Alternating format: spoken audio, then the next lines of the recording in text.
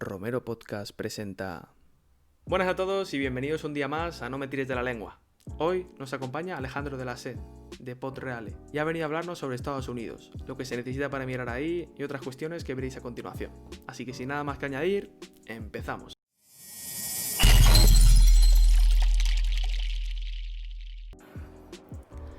Bueno, pues la primera pregunta, si te parece bien, la dejamos para que te presentes y que digas un poco a todo el mundo quién eres y a qué te dedicas. Sí. Bueno, mi nombre es Alejandro, Alejandro Alasén, y soy contador de historias. Así es como me defino yo. En realidad me dedico a... la manera de contar historias, en realidad me dedico básicamente a la escritura, hago trabajos de actuación y también pequeños trabajos de edición de vídeo. Eso también es con lo que me hago la vida y eso es lo que hago, aunque he dado muchas vueltas y he hecho bastantes cosas en esta vida. Mi profesión, o lo que yo nací para hacer, es contador de historias. Pues nada, yo creo que para el tema podríamos ir empezando para que nos cuentes un poco los tipos de visa que hay para poder entrar en Estados Unidos. Así por encima, sé que hay 30.000, pero las más comunes o lo más normal que pueda usar la gente. Sí. Bueno, yo te cuento. Yo navegué por el sistema migratorio estadounidense. Bueno, llevo navegando desde hace pues unos 10 años. Yo me fui de aquí muy joven y lo que conozco es todo lo de, vamos a decir, el pobre, por así decirlo. ¿Por qué digo esto del pobre? Porque lo más común. Claro, porque en Estados Unidos hay también varios formatos. Hay dos formatos de visa que yo no conozco muy bien. Son las diferentes visas para gente de perras, de cuartos, de dinero, porque hay visa de inversor, hay una visa de empresario, que implican tener una cantidad importante de dinero. La de inversor, si no recuerdo mal, la última vez que a mí me llegaron informaciones eran como unos $100.000, que serán pues 80.000 euros. Luego hay otra, la de empresario, que creo que es menos. Estas no las conozco muy bien porque yo vengo de una familia de clase media baja o obrera y no he tenido esa clase de dinero nunca. Sí, bueno, todos los países tienen alguna visa para gente así de mucho dinero. Los ricos no tienen problema en entrar en los países. Así es, sí, desde luego. Y bueno, y ahora hay una polémica muy grande, de hecho, en Estados Unidos porque nuestros amigos, por llamarlos de alguna manera, los chinos, envían a sus... toda la clase, la élite china, envía a sus hijos, ricachones, a Estados Unidos y pagan lo que haga falta para hacerles inversores y les dan green cards, que es la tarjeta de residencia permanente, de la que vamos a hablar en un segundo, en 6 meses, mientras que mi pobre hermano mexicano está toda su puta vida allí trabajando para el patrón gringo por 2 cuartos para intentar tener una vida mejor. En fin, es otra historia que luego hablaremos y eso. Sí. Entonces, las visas de gente de perras no las trabajo, las conozco solo por encima. Y luego hay otro tipo de visas que tampoco conozco, que son las que te ofrecen por ser de un determinado país. Yo en su momento, cuando lo miré, si eres australiano, si eres... creo que Chile tenía un convenio. Si tienen diferentes acuerdos los países, se te hace más fácil y hay visas especiales para ello. ¿Cuáles nos quedan? Nos quedan las principales, que son las que yo un poco más fui tocando, porque he tenido de esas casi todas las que se pueden tener. Ahora las enumeraré. Las visas, la primera y básica es, bueno, lo que utilizas como europeo turista, que lo llaman el ESTA, o se llama Visitor Waiver Program, VWP, VWP. Esa es la que como europeo tienes accesibilísima, porque son 3 meses garantizados. Solo tienes que rellenar un formulario por internet y pagar una cuota. Te llega un email y con esa puedes viajar y puedes estar allí 3 meses. Luego puedes salir y volver a entrar, se va renovando. Lo que pasa que se va haciendo más difícil porque, claro, tú tienes que demostrar que estás siendo un turista. ¿Quién es un turista más de 3 meses? Poca gente. Claro. Como consecuencia, te pueden denegar la entrada. Esto es algo bastante importante. La aduana estadounidense es siempre una frontera peligrosa, vamos a llamarla, porque según está establecida su ley de inmigración, tú da igual, si no eres ciudadano, da igual el visado que tengas, incluyo la green card y las de perras, la visa de inversor o de entrepreneur, de empresario. Ellos, al final, tu entrada al país, según dice su ley, tu entrada al país será aprobada y determinada por el agente de aduanas que se encuentra con su caso. Esto es como ellos lo describen. Entonces, siempre tienes ahí ese come-come de si le vas a caer a algún personaje en un mal día y te va a generar problemas. No es tanto así, no es que el tío diga, tú no, ¿sabes? Te ponen un sello por lo visto, o sea, te hacen una denegación inicial, te llevan a una sala, te hacen más preguntas, hay un proceso, tampoco es que sea eso la Alemania nazi, ¿sabes? Sí, hombre, hay una fama como que son durísimos y que, guau, que entras ahí y tal, pero yo he ido de turista, como dices tú, y realmente vas ahí enfrente de una gente que tienen ahí y vamos, lo mío fue amable y todo. Estuvimos hablando incluso en español porque hablaba español. Y hola, ¿qué tal? ¿A qué venís? ¿Dónde vais? Ah, pues mira, ir a este sitio. Nos recomendó incluso sitios donde ir y nos dejó pasar sin problema. Entiendo que no todos serán así, claro. Habrá unos más amables que otros. Al final, bueno, esto es algo común e inherente al ser humano. Al final, con quien te encuentres y quien tú seas, exteriormente hablando, la pinta que tengas, hablando mal y rápido, va a jugar un papel determinante todo este tipo de interacciones con la autoridad estadounidense. En este caso, estamos hablando de ello, pero en general. ¿Qué pasa? Que si tú hubieras ido vestido como un imán, como un imán de la mezquita de la M30 y con 4 o 5 hijos y con tu mujer con el burka, probablemente esa interacción que tú tuviste, aunque incluso hablases español, porque hay musulmanes españoles, como tú, claro, como todo el mundo sabe, tu interacción con ese agente hubiera sido probablemente muy diferente. Yo creo que es debido a la congestión, ¿no? Es debido también a la congestión a la que sufren también los ciudadanos de allí, ¿no? Porque si siempre estás escuchando terrorismo, el Islam está atacando a América o que tiene como objetivo América, al final yo creo que ellos mismos se crean una congestión que hace que tengan esos prejuicios. Sí, es así. Es literalmente como lo acabas de describir. Pero creo que es importante pues comentarlo porque yo lo he visto, ¿no? Yo he visto cómo se le ponían pegas a alguien y sin estar presente en la conversación es evidente que el hecho de que tuviese una procedencia y una manera y una apariencia física determinada jugaba un papel en esa interacción. Sí, por supuesto. Dicho esto, al final, cada persona es un mundo. Sí, claro. Entonces, esa es la más básica, para nosotros los que tengamos pasaporte europeo. Luego, las dos siguientes que mencionaría son la F1, que es el visado de estudiantes, que ahora nos meteremos en qué significa y lo que implica el conseguirlo, y la J1, que es lo que llaman la visa de intercambio. Ambas son para estudiantes, pero la J1 suele ser más corta y tiene... te permite trabajar, siempre asociado a tu condición de estudiante, en trabajitos pequeños que forman parte de tu proceso, de tu experiencia de intercambio, como ser pues niñera o como trabajar en una universidad a lo mejor, ¿sabes? O en un colegio, trabajitos así pequeños, ¿no? Que siempre están asociados a tu condición de estudiante de intercambio. La F1, que es la que yo personalmente tuve, porque yo, bueno, para que ya lo sepa la gente, yo tuve la fortuna de entrar a una universidad, yo eché ahí las solicitudes y me cogieron en Arkansas State University, ¿no? Ahí, los lobos rojos. Y bueno, es un lugar que es muy rural, muy del sur, muy alejado de las principales ciudades, el cual yo personalmente elegí porque el coste de la educación iba a ser más económico. Tuve la suerte también que me dieron una beca, entonces, porque yo no tenía dinero para pagarla. Yo digo, me aceptan y ya luego veré a ver cómo sobrevivo o dejamos la pella por ahí y ya veremos, ¿no? Pero por fortuna pude cerrar ese tema de la beca que implicaba, es lo que llaman una teaching assistantship, que es eres como ayudante de un profesor, ¿sabes? Eres su secretario y le ayudas con las clases. El hablar idiomas, pues jugó un papel ahí importante porque obviamente, claro, de hecho me la dieron en parte porque hablaba español, tengo un nivel medio de portugués y el italiano también lo tengo ahí más o menos bajo control. Entonces, pues tuve ese... quiero dejarlo claro que eso fue importante para poder pagarlo, porque ahora hablaremos, el tema monetario es importante. Entonces, la F1, esa es la que te dan de estudiante, y esa te la dan siempre después de haber sido aceptado en una universidad. Tú envías los documentos, porque te piden un montón de movidas, y estuve mesecillos preparándolo, exámenes también que tuve que pasar, el TOEFL es el más básico, el GRE es otro, que también estuve metido con él. Entonces, son exámenes que forman parte del proceso de solicitud de instancia, ¿no? Y luego ya ellos te envían si ha sido aceptado o no. Luego, ¿qué otras visas habría?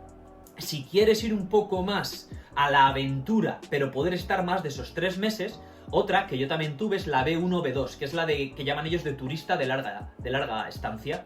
Esta es la que tienen muchas veces los hermanos latinoamericanos a los que se las dan para ir de manera legal o para entrar de manera legal al territorio estadounidense. Esta te permite estar, es como son 10 años, si no recuerdo mal, y te permite estar un máximo de 6 como turista.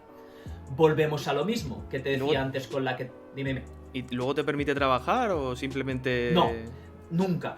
10 años así manteniéndote del aire es complicado.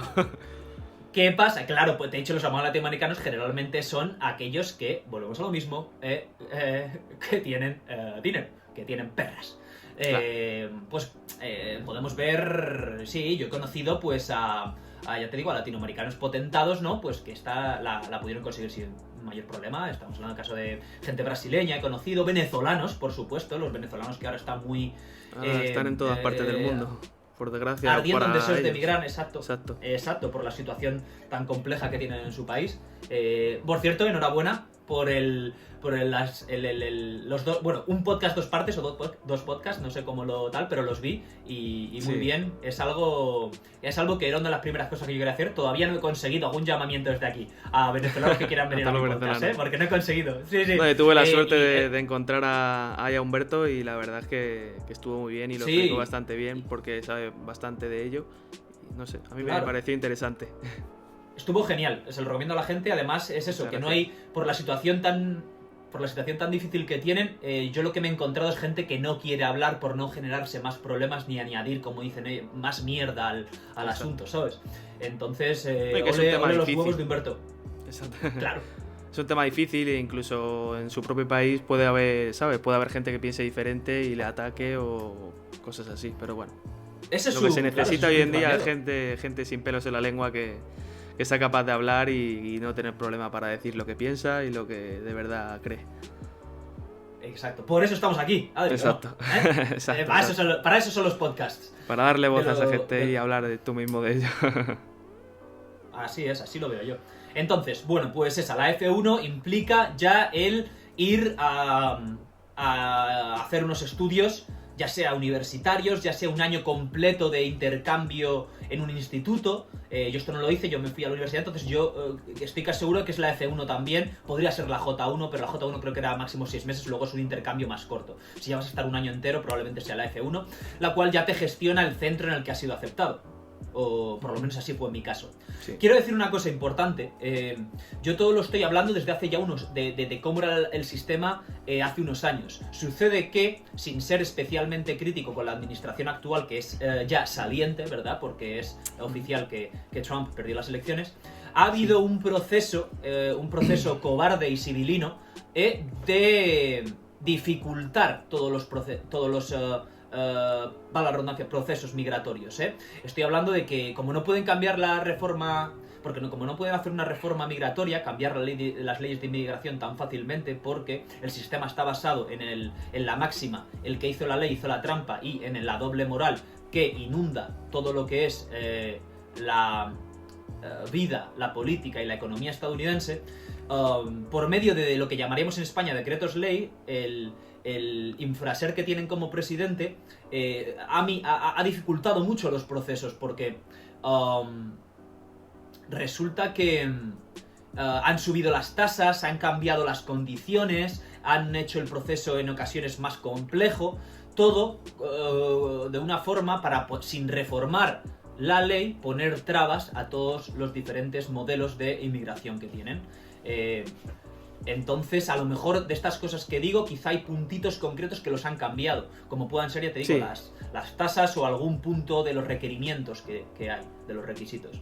Pero bueno, en esencia tienen que mantenerlo así porque, ya te digo, una reforma de calado, que sería lo valiente y lo difícil, no lo van a hacer porque no es... un político haciendo cosas difíciles y valientes, pues es algo que brilla por su No cuadra ausencia. mucho con ello. A día de hoy, Claro, por desgracia, no tenemos esos exacto. políticos. Y sí. Y es importante también el utilizar el término genérico porque no no lo adscribo a una ideología, yo creo que es una cuestión de la estructura del poder en Occidente y de aquellos que lo ejercitan, ¿no? Ya digo, sin ponerles colores o banderas concretas. Sí, claro. Volviendo al tema, pues esas serían las dos principales de estudiante. Y luego ya existen diferentes visas, ligadas un poco a tu actividad laboral, ¿sí? Están, por un lado, visas de corta estancia si eres un expatriado, que esas siempre te las gestiona tu empresa, estamos hablando de España, de Europa, española, europea, que esas son relativamente fáciles de conseguir porque siempre que hay una empresa, generalmente son empresas grandes, generalmente son empresas poderosas. Yo he conocido, la mayoría de los españoles que yo he conocido en Nueva York eran o de perras o que trabajaban para bancos o para bufetes de abogados. Esto es el perfil del español que yo personal... Esto siempre hablo de mi experiencia, ¿eh? Sí, claro, hombre, está claro que habla de tu experiencia y tu punto de vista, porque luego cada uno es un mundo. O sea, aparte que Estados Unidos es enorme, hay muchos estados y incluso donde caigas, incluso a lo mejor caes en otro estado diferente y cambia de la noche a la mañana todo, ¿sabes? Sí, es así. Entonces, pues eso, tendrías esas de corta estancia o más limitadas y estrictamente relacionadas con tu labor como trabajador de una empresa. Sí, vamos, que vienes ya, que vienes con trabajo de la propia, o sea, que la empresa te manda ya con trabajo, por eso creo que imagino que sea tan fácil de encontrarla, claro, adaptarla, claro. De conseguirla. Exacto, de conseguirla. Sí, es una especie de reubicación, por así decirlo. Sí. Estas no las conozco tan bien porque yo, ya te digo, me fui muy joven, de la piel de toro, entonces no las conozco tampoco bien, pero sé de su existencia y sé esos detalles, que son siempre con tu empresa de origen y son, si bien más limitadas, más fáciles de conseguir. Luego habría dos que yo he tenido. Por cierto, de todas estas, yo la F1 la he tenido, la J1 la he tenido la B1, B2, he tenido el ESTA y he tenido las que te voy a ir mencionando ahora. Entonces, sí, no, la te siguiente... has movido. Claro. Hablas con sí, propiedad. Bueno, buscándose la vida uno. Claro. A ver. Humildemente. Sí. No queda otra. Luego hay otra que se llama... luego, una vez completas allí unos estudios de educación superior, ya sea una carrera, un máster o un doctorado, puedes solicitar la OPT, OPT, que eso son las siglas de Optional Practical Training, que es como una especie de visado de un año para aquellos que han completado un estudio superior en Estados Unidos para que trabajen durante un año de manera ilimitada en el campo en el que se han formado. ¿Sabes? Si tú estudias física, pues puedes trabajar lo que quieras, donde quieras, como quieras, pero siempre de físico, de cosas relacionadas con la física, por ponerte un ejemplo. Curioso. He dicho físico con intención porque luego todo esto que voy a contar o que estoy contando en las visas de trabajo, todo esto se va a, volvemos a lo mismo de la doble moral, se va a tomar por saco si eres lo que ellos llaman... especialmente persona necesaria, ¿no?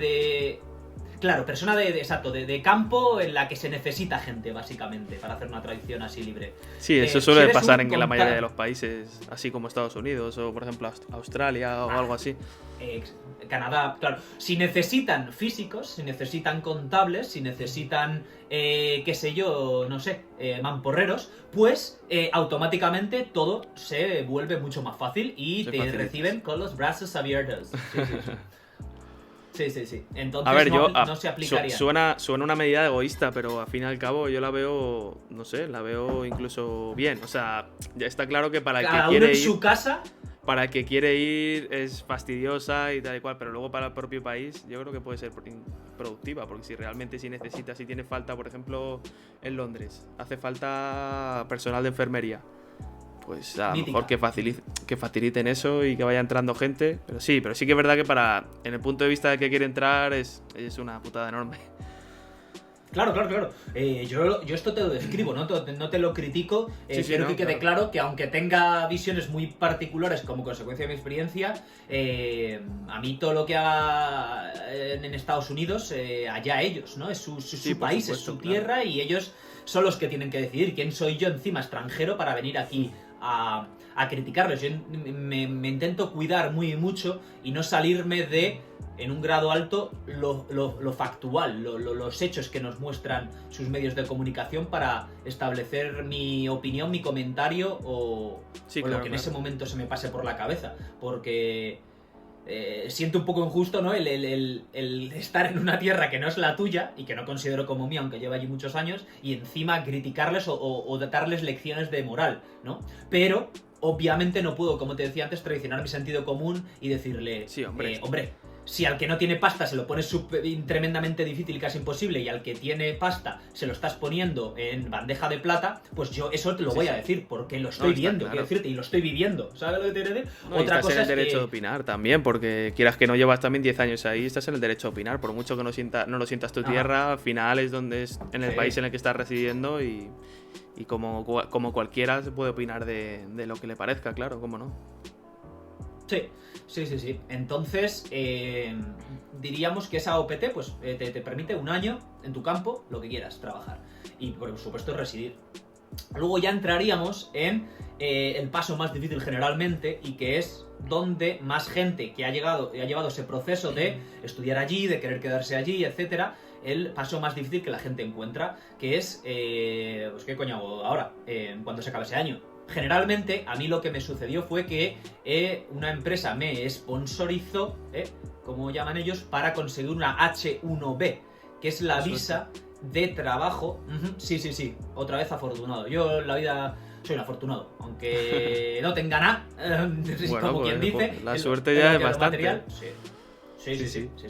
Entonces, esa empresa, bueno, yo estaba en una empresa, luego otra empresa en el mundo de la comunicación, porque yo antes me dedicaba a comunicación y relaciones públicas, fui ahí el coordinador de cuentas, luego ejecutivo de cuentas junior en estas empresas, y pasé de una empresa a otra que me contactaron, empecé a trabajar con ellos y me ofrecieron la sponsorización de la visa, y conseguí esta H1B que es bastante difícil, no porque sea difícil en sí conseguirla, sino porque tiene un límite. En su momento eran 60.000 visas al año, o visados al año, a partir del cual ya se cierra el grifo. Y entonces es bastante difícil porque suelen agotar a las horas de que, creo que antes era el 1 de abril, cuando oficialmente el Departamento de Migración abría el plazo de solicitudes, entonces las empresas se tiraban ahí a degüello y se agotaban en horas. Yo estaba todavía, esto era cuando yo lo hice, si no recuerdo mal, era 2010, 2011 podría ser, entonces todavía la crisis del 2008 coleaba y eran unos años sin precedente en los cuales estas visas no se llenaba el cupo automáticamente en el momento de apertura de la solicitud. Luego, ahí también fui afortunado, porque quizá no lo hubiera conseguido si no hubiera habido esa situación contractual de crisis y de falta de trabajo que les hacía a las empresas no necesitar estas solicitudes para traer a gente a currar a Estados Unidos. Y nada, pues eran 2 más 2 o 4 más 4, ahora mismo no. Eran 4 más. 2 más 2 o 4 más 4, no me acuerdo, pero era, ¿sabes? Un periodo de 2-4 y luego prorrogable por otros 2-4. ¿Qué pasa? Que a partir de los 6 años como persona que está establecida en Estados Unidos, tú ya podrías entrar a el proceso de solicitar una Green Card. La famosa Green Card, que es la tarjeta de residencia. Sí, a lo que todo inmigrante que esté residiendo en Estados Unidos aspira, ¿no? Perfectamente dicho, Adri. Esa es. Pues esa implica un proceso, esa se te puede denegar al final de todo el proceso, es compleja, tiene bastante enjundia, ¿sabes? Y esa es la que yo, fíjate, después de todos estos años conseguí, que ya no sé ni en qué día vivo, pero el año pasado, Joder. a finales del año pasado, a finales del anterior, ya no me acuerdo si fue a finales de 2018 o finales de 2019. No, me la dieron, te la aprueban como en un punto, pero luego tarda unos meses en llegarte y tal. Luego, esa yo la tengo fresquísima. Vamos, o sea que ya oficialmente ya eres residente de Estados Unidos, sí. ¿Verdad? Pues mira, hombre. Claro, exacto. Esa pues se dice pronto, bastante... Se dice pronto, pero es algo, joder. Sí, gracias. Esa te quita bastantes pesos de encima. Te quita bastante peso de encima porque ya puedes, pues un poco respirar. Porque uno nunca sabe, ese es lo más jodido y con lo que yo empatizo ahora mucho con la gente que es inmigrante aquí en España, ¿eh? Y que es algo que obviamente, habiendo sido niño y adolescente, habiendo criado aquí, pues no lo tenía en mí como una referencia. Sí, al final hasta que no lo vives no sabes lo que es. Sí que es verdad que es duro todo ese proceso. Sí, porque espérate, yo no te he contado, yo luego tuve ahí un limbo en el que estuve muy jodido, ¿sabes? Entonces, esa H1B, volviendo al orden de visas y al cronológico en mi caso, ya te digo, pues te la da la empresa. ¿Qué pasa? Que si tú te vas de esa empresa, esa visa se cancela automáticamente en 15 días, si no recuerdo mal. Yo, como siempre siendo muy fiel a mí mismo y liándola un poco, en un momento dado me sentía muy miserable con mi vida y con lo que está haciendo allí y decidí irme de esa empresa, con el drama que eso... Decidiste jugártela, ¿no? Sí, bueno, pero sí. Pero si es por un bien o porque realmente no estabas a gusto, es que tenías que hacerlo al final. Claro, por eso lo hice, Adri. Yo me sentía mal, no estaba a gusto en absoluto y, bueno, pues me decidí hacerlo. ¿Qué pasa? Que yo al final no quiero ponerme aquí la medallita de hombre coraje, porque yo, como te he dicho antes, me siento un afortunado y uno de los motivos por los que me siento un afortunado es porque tengo una familia genial, humilde, pero genial. Al mismo tiempo. ¿Qué pasa? Que yo, unas malas, sabía que podía volver aquí y un techo y comida no me iba a faltar, ¿sabes? No, esa es la suerte que tenemos, que solemos tener la gran mayoría de españoles, o al menos los círculos que yo veo. Por ejemplo, tú como yo, que sí, que yo también he estado fuera, pero siempre tienes la cosa de que, bueno, si te va mal, pues bueno, tienes casa, que hay mucha gente que no lo tiene también. Esa situación también es muy difícil, exacto. Claro, porque tú, como has dicho, claro, como has dicho, dices, bueno, a mí me sale mal y a las malas pues vengo a casa de mis padres y ya está. Pero hay otras personas que no tienen esa oportunidad. Así es. En aquel momento yo era una persona mucho más cerrada, bohemia taciturna, y no contemplaba eso de volver. Yo antes me hubiera quedado en la calle en ese momento que volver a casa de mis padres, también lo digo, que era también, yo también soy bastante cabezón, y pues eso estaba en mi mente estructurado así. Pero sí que es cierto que luego al final, obviamente, si todo me hubiera venido súper mal dado, pues hubiera venido con el rabo entre las piernas, pero me hubiera vuelto. No, la decisión de volver a casa siempre es dura, vamos. Y eso tienes que estar muy mal para tomarla, vamos. Sí. Pero bueno.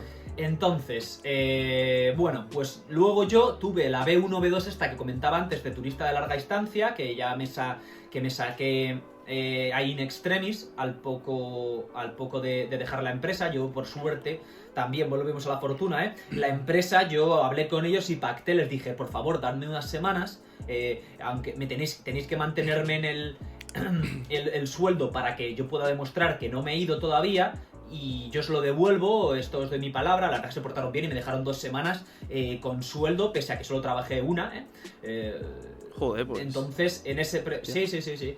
En ese proceso, pues, en ese impasse, me saqué esta B1, B2 que ya me permitió comprar un poquito de tiempo y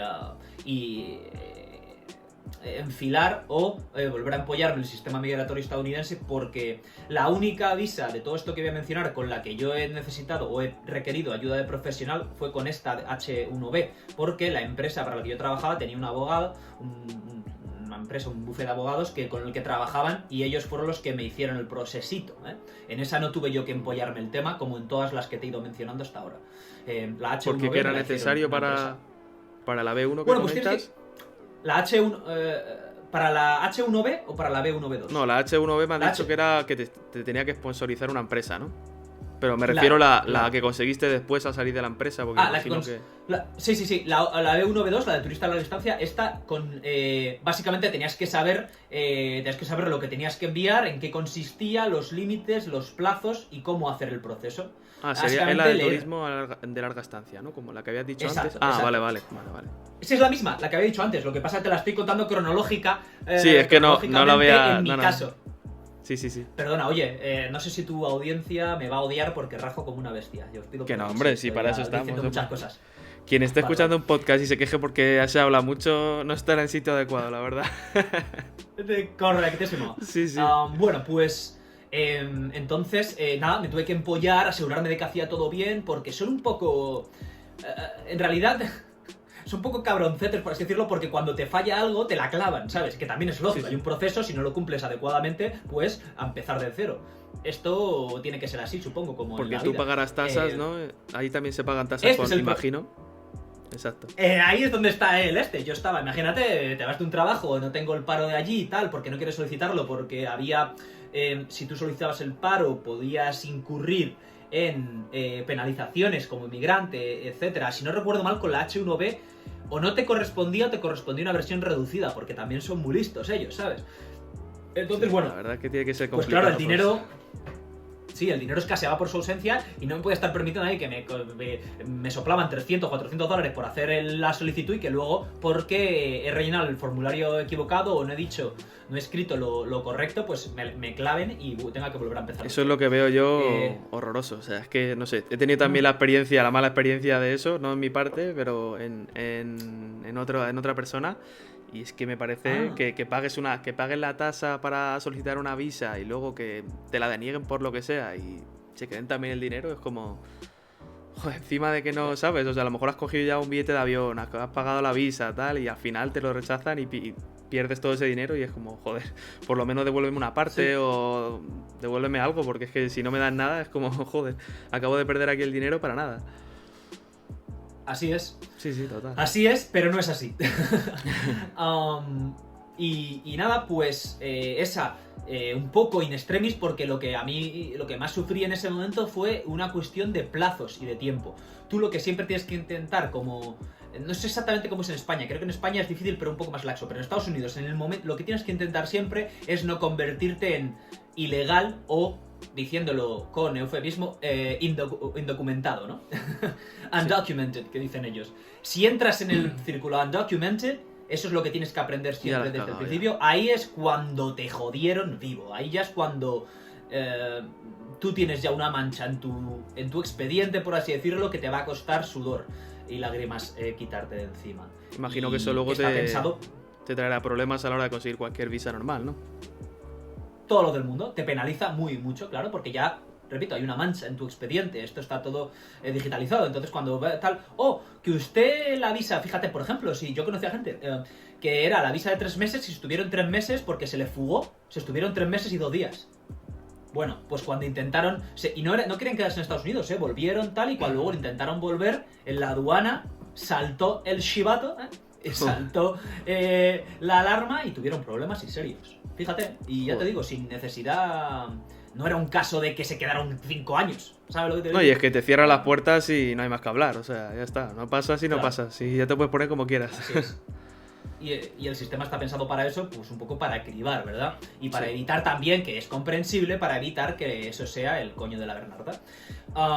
Bueno, pues una vez... entonces conseguí esta B1-B2, con esa compré tiempo para enfilar o para acometer la siguiente visa, que esta es una que es difícil de conseguir, ¿sabes?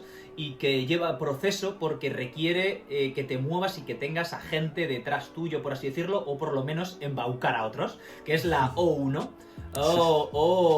Está llamada también se le llama también Artist Visa. En realidad es special, es como que tienes características personales especiales de que eres un artista, algo escuchado, o lo que sea, ¿sabes? Un deportista de élite o la que usa. Claro, exacto. Sí, es que no me acuerdo. Special Skills for the Arts and the, no sé, Athletics. Tiene como un nombre así raro. En su momento, ahora igual la han cambiado. Pero se conoce así en los círculos de migrantes como la O1 o la visa de artista. Esta O1, ¿por qué digo que es difícil? No es difícil el proceso, pero hemos a lo mismo. Leértelo todo bien, asegurarte de que vas cumpliendo los plazos y vas rellenando todo como tiene que rellenarse. Pero lo difícil es que tú necesitas demostrar que, punto 1, tienes esas habilidades, eres ese Marlon Brando, o ese Steven Spielberg, o eres, ¿sabes? El Leonel Messi. El Antonio Banderas. Claro. Tienes esas características únicas como deportista, como artista, como persona como ¿Y persona qué requisitos te piden? O sea, mundo ¿cómo del tienes que demostrarlo? arte. Pues tú lo tienes que demostrar haciendo en tu solicitud, montando un portafolio de trabajos que hayas hecho en tu país como, repito, deportista, artista, etcétera. También gente que te escribe una carta de recomendación como que dice, wow, sí, trabajó en esto y fue la hostia. Y luego necesitas también que en Estados Unidos tengas a alguien que te recomienda y que, digamos, aboga por ti o te respalda diciendo, sí, esta persona es la leche como jugador de curling y lo necesitamos en nuestro equipo, para que te hagas una idea, ¿sabes? Joder. Entonces, esto todo, claro, todo esto conseguirlo, luego son muy, los condenados son muy laxos. No te dicen, necesitas 3 de esto, 2 de esto y 1 de esto. Hay como un mínimo, si no recuerdo mal, ¿sabes? Pero luego ya te dicen cuantas más mejor. Tienes que operar desde esa regla. Claro. Cuantas más mejor. Carta de recomendación, cuantas más mejor. Trabajitos que tienes ahí en el... ¿Sabes? En el haber, cuantos más mejor. Gente que te ha llamado de Miami, cuantas más mejor. Luego, y cuantas más mejor, ¿por qué? Porque esto al final lo evalúa un agente de inmigración, que es el que va a poner el sellete y va a decir sí o no, ¿sabes? Sí, sí. Entonces, pues claro, por eso decía lo de embaucar a gente, a ver, que no estoy hablando, pues. jamás cometería un delito en ese sentido, porque ahí sí que o sea, todos lo sabemos, en esto sí que hay a lo mejor una diferencia con Europa o con España. En Estados Unidos, especialmente si no tienes pasta, el que la hace la paga y Sí, sí. no se bajan de la Las burra. penas son O sea, como... bastante bestias. Exacto. Volvemos a lo mismo, a no ser que tengas pasta. Quiero que quede claro, porque si tienes pasta y te permites un abogado de decenas de miles de dólares, no vas. Pues, No vas joder. a la trena. Sí, Claro, bueno, que a lo mejor mejor que tenga, ¿no, te busca Adri? las maneras. Sí, sí. Te busca las maneras. Porque a lo mejor el abogado se busca las maneras de esquivar un poco la justicia, ¿no? Por eso. Me imagino, Sí, ¿no? sí, eso sí, eso sí. Claro, tú piensas que al final el derecho estadounidense no es como el hispano con el español romano, sino que es ese derecho anglosajón basado en casos previos. Entonces tiene como... deja un margen a la interpretación y a la individualidad de juez y abogado para que se produzca una sentencia final, ¿sabes? Entonces, ahí es donde entra el hecho de tener a un tipo top. Una duda que me acaba de venir. ¿Hay abogado de oficio o si no tienes dinero vas sin Sí. abogado? Ni siquiera... hay abogado de oficio, ¿no? Hay abogado de oficio y también te puedes representar tú a ti mismo, que esto no sé si en España es posible. Eso es mucho de película pero- de Hollywood, ¿no? Me represento a mí Sí, mismo. sí, sí. Sí, es así. Entonces, bueno, pues el de oficio generalmente tienen la fama, que también en España quizás es un poco así, de ser profesionales de menos calidad, porque suelen ser gente o recién licenciada o que Claro. vienen de universidades menos prestigiosas y por tanto quizá no tengan la capacidad que pueda tenerte el de un bufete top que te cobra Totalmente. por... ¿sabes? Totalmente, Darte sí, los buenos días. totalmente. Eso Y siempre nada, pasa. pues... Claro, entonces esta O1 fue la siguiente en mi periplo y ya esa también es prorrogable y con esa estuve unos añitos hasta que ya comencé una vez más el procesito de la Green Card. Pues no cualquiera, joder, opta a eso, ¿eh? Porque para demostrar las habilidades y todo tiene que ser complicado, vamos. Joder, tienes que estar orgulloso. Al final...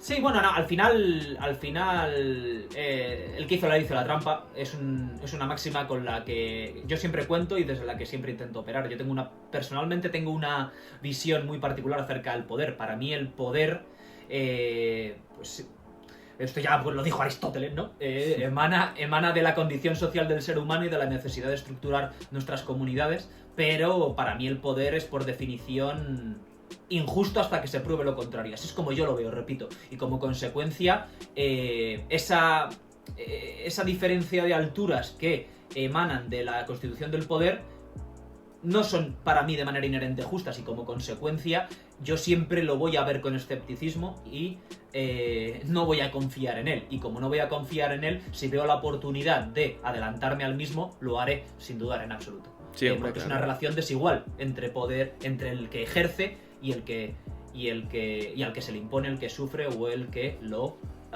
tiene que aceptar. No, al Como- final hay como que miembro de la buscar, comunidad. hay que buscar el camino para cumplir los objetivos que uno mismo tiene. Sí. Ya sea de una manera o de Exacto, otra, pero si nunca- estás decidido a cumplirlo. O sea, no ilegalmente, Sí. no. Ajá. Pero Bueno, claro, dentro de la legalidad, lo que se use, pues bien hecho está. Sí, sí. Yo en este caso iría más allá y si la ilegalidad es contra el poderoso, no tengo ningún problema en cometerla. Esto es impopular y igual tus seguidores me odian, lo siento. Pero esa bandera que está aquí no es gratis. Aunque bueno, podríamos hablar también del concepto de la piratería. Claro, el concepto de la piratería que tú como aficionado a la historia, espero que algún día lo cuentes en Romero Podcast. Sí, hombre. Cómo empezaron los infames piratas de la pérfida Albión, que fueron los que comenzaron desgraciadamente todo eso, pero bueno, yo me adscribo más al ideal romántico. Sí, después. Mejor. Exacto, Sir Francis Drake es un hijo de puta para mí, hoy y siempre. No, a ver. Perdón, que estoy diciendo palabrotas, Adri, no sé si puedo decir palabrotas. No pasa nada, no creo. Tú si no lo corta luego. No te preocupes, si no pasa nada. Luego. Esto es libre. Vale. Genial. Entonces, bueno, pues eso, me lié mucho con la O1 y ya luego después entré en la Green Card, que también llevó su proceso de años. De más de un año, porque finalmente que lo haces todo es un proceso complejo y difícil. Y ya te digo que aún habiendo estado, repito, a partir de los 6 años era, si no recuerdo mal, me parece que lo querían cambiar a 8, no sé, pero bueno, que no te garantiza nada, ¿sabes? O sea, puedes llegar de hecho a no obtenerle, a tener que recoger los bártulos y pirarte.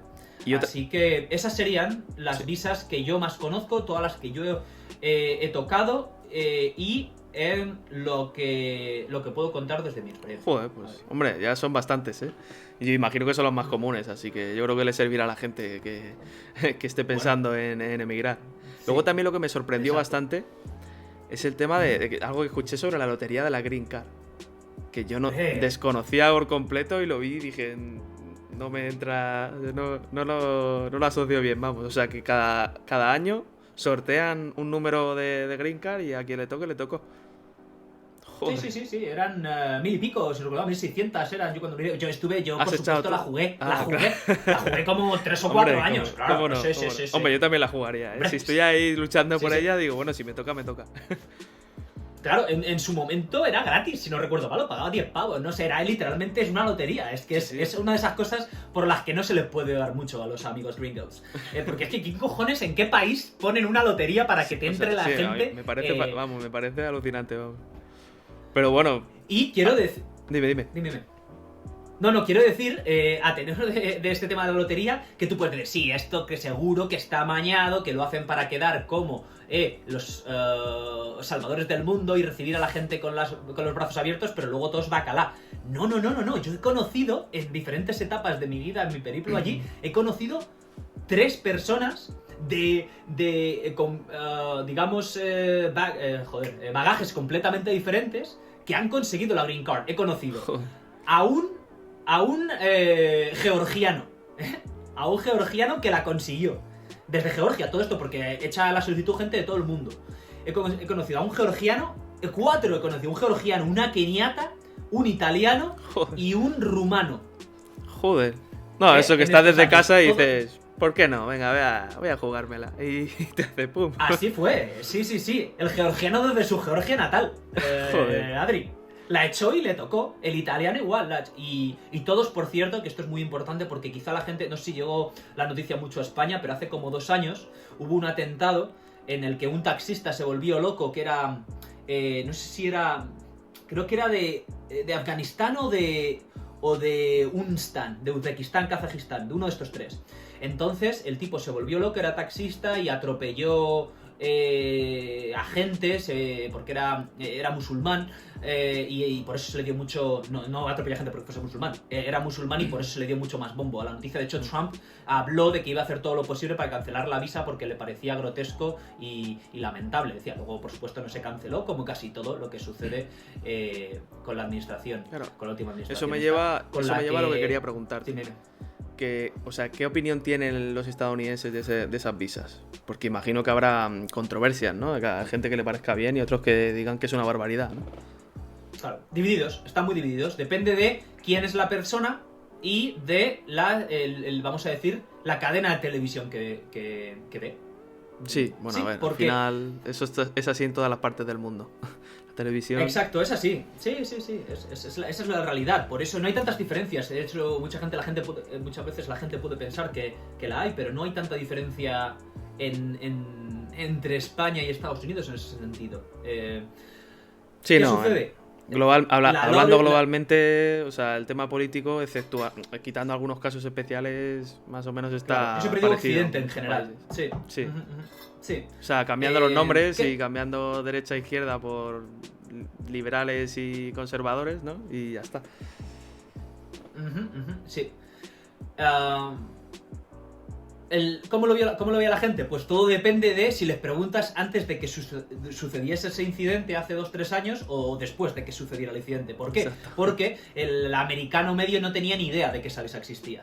¿Qué pasa? Que cuando se entera de que un tipo que es musulmán ha venido por esta visa y su presidente te está diciendo que esta visa es una vergüenza, que dejamos entrar a cualquiera porque haya ganado una lotería, porque haya hecho 2 golpes de clic y no se hace ningún tipo de monitoreo de esta persona. Por cierto, todo mentira, porque, te repito, yo he conocido a esta gente con la que he hablado y me han contado cómo es el proceso que ellos en primera persona vivieron. Y Adri, como tengas antecedentes penales, como tengas cualquier tipo de trampa o de cosa sospechosa, esta visa te la deniegan, te la cancelan. Yo imagino Esto no es que Hawái, ni mucho menos. irá sujeto a unas restricciones. No creo que de repente ahora un delincuente de cualquier país, diga, uy, me ha tocado la lotería y vaya a entrar ahí. No lo creo. A no ser que trampee, a no ser que, ¿sabes? Se busque la vida para clavársela. Este tipo sucede que era normal en su momento, cuando le tocó y toda la historia. ¿Qué pasa? Que luego, pues, se radicalizó posteriormente, hizo también lo que llaman chain migration, inmigración en cadena. Lo que sucede muchas veces con los emigrantes que acaban obteniendo una situación legal es que empiezan a traerse a familiares. Entonces al final... No a paisanos, a familiares. No, sí, porque... familiares o gente, sí. ¿Sabes lo que te digo? Porque no es que traigan a cualquiera de su país que sea amigo suyo. Solo funciona con gente de lo que llaman familiares directos. Solo puedes traer a tus hijos, a tu mujer, a tu madre, a tu padre, a tu hermano, creo que es. ¿Sabes? Ese es el círculo más cerrado. Entonces, pues eso también es un arma arrojadiza muy poderosa, porque claro, el estadounidense que no está muy contento con el tema migratorio dice, fíjate, encima de que vienen, delinquen y se traen a toda la familia, es que no me jodas, ¿no? Sí, no, el discurso es fácil, pues, o sea, claro, un discurso contra eso es fácil. Y hay parte de mentira en lo de que no hay monitoreo, porque sí que lo hay, pero hay parte de verdad, porque ese hombre sí que trajo a la madre, al padre, a la mujer, a los 4 churumbeles y toda la historia, ¿sabes? Claro. Entonces es un tema siempre complejo. Quiero que quede claro, al margen de lo que yo pueda decir, que me parece cómo se publicitó y cómo se le dio visibilidad a ese trágico caso, que encima además mataron a unos turistas argentinos, tronco, a unos señores cincuentones que estaban celebrando su amistad, se los llevó por delante en un paso de cebra y mató a 2 o 3 y dejó mal heridos a un par también. No, sin duda el tema de la inmigración es complicadísimo. Pero que existir existe y que es importante luego. Si alguna vez los que escuchéis esto y digan, lo voy a mirar en internet, ahí Google, lamentable, ahí te saltan a veces anuncios que te dicen envía la solicitud, no, apply por la visa, y luego son intermediarios capciosos y charlatanes que buscan cobrarte por ello. O sea, que dicen que tienes que pagar $40, jamás. Siempre ir a una .gov. .gov, y si es .gov, miradlo bien y aseguraros de que no es una pantalla y que están intentando clavárosla, que he conocido a gente que ¿sabes? Acoquinó los 40 tronchos y era luego todo un scam, ya ves. Falso. No, porque encima hay mucha gente que está interesada en eso. Y bueno, cambiando un poquito de tema, ¿qué te parece si hablamos del alquiler? Porque imagino que tú te has movido por varios estados de Estados Unidos, o porque actualmente resides en Nueva York, ¿no? Correcto. Vale. Yo actualmente resido en Nueva York, pero sí, he recorrido bastantes estados de allí y he vivido en 2 estados. He vivido en Arkansas, como te comentaba, y en Nueva York. Porque quería tocar el tema de... Sí, porque quería tratar el tema del alquiler. O sea, el precio de la vivienda y tal, imagino que cambiará de un estado a otro, depende de las zonas. Pero ¿cómo está el tema de la vivienda ahí en Nueva York, por ejemplo? O en Arkansas, como he vivido. Claro. Exacto, para hacértelo rápido, porque con el tema de la migración te he metido una rajada aquí de 45-50 minutos. El tema del alquiler son 2 realidades, 2 mundos, 2 universos diferentes. En Arkansas básicamente con que seas un ser humano adulto y tengas $300, ya tienes un apartamento correcto. En Nueva York es un infierno. Joder. Sí. Depende. A ver, te estoy dando, repito, mi experiencia personal. Yo fui a un sitio que era, claro, que era un pueblo grande, una ciudad pequeña, se llamaba Jonesboro, que tenía 70.000 habitantes, y era lo que llaman ellos un college town, o un pueblo de universidad. Es decir, en el que la universidad es la fuente principal de residentes y contribuyentes, de trabajo, de negocios alrededor de ella, etcétera. Pues está muy bien. Claro, entonces allí es otro de los factores. Yo no dije, qué bonito Arkansas, me voy mañana. Yo cuando hice mi investigación dije, vamos a ver, si no tengo pasta, ¿cuál es el lugar en el que menos me va a costar vivir, que va a tener un estándar de educación concreto? Porque luego puedes encontrar asociaciones que certifican si esta universidad es una mierda como el sombrero de un picador o es una institución más o menos correcta. Y el coste de la vida, fundamental. O sea, yo estudiar en lo que yo estudié, a lo mejor estudiarlo en Miami, en Los Ángeles o en Nueva York, solo ya por el coste de vida y por las tasas que te clava la universidad, aunque sea New York State en vez de Arkansas State, son universidades, para que la gente entienda, concertadas. Tienen el state, el estatal, pero valen una pasta gansa también. Siempre mucho menos, aproximadamente la mitad o menos, que las que tienen nombre sin el apellido state, que serían universidades 100% privadas, pese a que luego también reciben a veces subvenciones, dinero público, sí. Pero, pues, por ejemplo, New York State, que es el sistema estatal, que es más barata y que tiene subvención fuerte por parte del Estado de Nueva York, comparado con NYU, New York University, que es, en teoría, 100% privada y solo se nutre de lo que hacen los exalumnos donantes y lo que pagas por tasas, por matrícula. ¿Y en Nueva York, en Arkansas, esa es la situación. Y en Nueva York, infierno total. A mí me costó, lo que más me costó en Nueva York, y la gente, no, joder, qué trabajo, ¿no? Qué difícil, tal, allí. Lo más difícil para mí fue encontrar apartamento, encontrar habitación, vivienda, porque es un lugar en el que hay mucha gente. Eso al final oferta y demanda, Adri. Sí, claro, como casi todo lo que implica. Sí, como pasa en Madrid o como pasa en Barcelona o igual. Y más o menos, para que se haga una idea a la gente, ¿qué horquilla más o menos puede rondar? Depende. Sí, te digo la horquilla porque, como igual que en Madrid o en Barcelona, el barrio y la situación mucho, claro, en la que vivas, pues hace que varíe ampliamente ese dinero. Si quieres vivir en New York City, son 5 vecindarios o boroughs, ¿no? Que está, pues, Manhattan, que es el principal, el más caro, seguido muy de cerca y a veces superado por lugares concretos en Brooklyn. Podríamos hablar, pues, el principal es Williamsburg o Downtown Brooklyn. Esos, como son muy chic y muy así pijetes, también es igual. Bueno, Williamsburg es más caro vivir que en muchas zonas nobles, tradicionalmente hablando, de Manhattan, ¿sabes? Que Brooklyn antes era como el barrio obrero, el barrio un poquito más honrado, ¿no? Claro, sí, no, Brooklyn era, pues, Adri, Brooklyn era Alcorcón, San Sebastián de los Reyes. Brooklyn era ¿sabes? Era un sitio del extrarradio, era un barrio, no en los que te he mencionado, pues al final eran pueblos que luego absorbió Madrid, ¿verdad? Pero era un barrio donde donde era más barato vivir porque estaba más lejos de donde se cocía todo el meollo, que era Manhattan. Exacto. Entonces, ¿qué pasa? Que claro, por el proceso de desarrollo socioeconómico de Nueva York que tiene, que no vamos a hablar aquí porque si no, vamos a hacer un 24 horas, pero en un momento dado, pues en Williamsburg se establecen una serie, un perfil concreto de ciudadanos o de estadounidenses, que son gente de raza blanca, de clase media alta o alta directamente, que se dedican a profesiones liberales y que quieren cambiar el mundo desde su camisa de franela. Entonces, ese barrio se convierte en el nuevo barrio chic, bohemio y caro de huevos de Nueva York, desplazando incluso a otros sitios que eran así tradicionalmente, como pueda ser el West Village o Soho, si se quiere, ¿sabes? Que son los que tenían ese estatus de, sí, es muy bohemio, muy tal, pero claro, para ti, papi, te paga los 3.000 pavos que vale la habitación, ¿sabes? O sea, ronda los 3.000... No, sí, en Williamsburg no son los 3.000, exagerado, pero en Williamsburg un apartamento compartido, es decir, compartes el baño y sois 2 o 3, por menos de $1.500, muy difícil.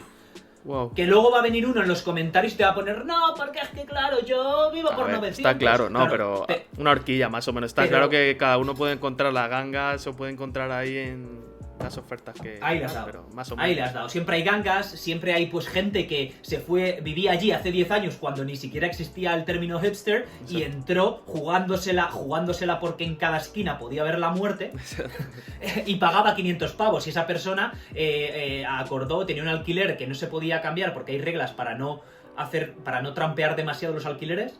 Y como consecuencia esta se lo pasó a otra, que se lo pasó a otra y tú ahora pagas 600, pero hay un motivo detrás, ¿sí? Entonces eso es interesante reseñarlo y estamos hablando de una horquilla. Para que demos una cifra aproximada, una habitación, sin hablar de Manhattan del meollo, en una habitación en Brooklyn, sin ser ese barrio necesariamente, o en Queens, o en el Bronx, quizá un poco más barato, por menos de $1.000, muy difícil. Una habitación, siempre compartiendo baño y todo. Una habitación, de 1.000 para arriba, diría. Y ya si quieres un apartamento, si quieres baño propio, ya sube más. Si quieres zona noble, sube más. Y ya pues puedes pagar por lo que te pidan. ¿Y qué barrio es el más barato o de los más baratos que puedas... más asequible, ¿no? Que puedas buscar para que sea más... Dos. Porque al final asequible, si te vas a hora y media de Nueva York, de Manhattan, tienes mucho más asequible. Pero siempre hablando de esos 5 vecindarios, los 5 boroughs, que llaman ellos. Y voy a incluir uno que no es 5 borough, pero que también sale muy a cuenta, que es New Jersey. New Jersey, que es otro estado, está cruzando el río, tú lo ves. Yo desde mi casa veo... Bueno, no veo New Jersey porque me lo tapa un edificio totocho, pero está allí, ¿sabes? Veo un poquito de una montaña al final. El río Hudson es el que lo separa en lo que es toda la costa de Manhattan, o la costanera, esa parte lateral de la isla. Y también en Brooklyn está enfrente. Por eso hay mucha gente que, buscando un alquiler más barato, se muda a Nueva Jersey, porque también hay metro, el PATH, que es una línea de metro que no pertenece a la línea de metro de Nueva York, pero que está conectada, que te permite hacer el viaje a la ciudad si trabajas en Nueva York o si trabajas en cualquiera de los... Bueno, pero en Nueva York, sí, en Nueva York ciudad, vamos, cualquiera de los 5 vecindarios. Entonces sería, en Nueva York, generalmente el que tiene fama de ser más asequible y no está muy lejos es Queens. En Queens puedes encontrar a lo mejor un apartamento, un estudio, que es todo un espacio, vamos a decir, por $1.500. Si te buscas mucho la vida y es pequeñito, lo puedes encontrar. En Manhattan, una habitación, caja de zapatos, 1.500, 2.000, sin ningún problema. Joder. Entonces sería Queens y luego New Jersey. Con la dificultad que New Jersey puede ser un poco más barato en un momento dado por que la conexión en lo que a transporte público se refiere es más limitada.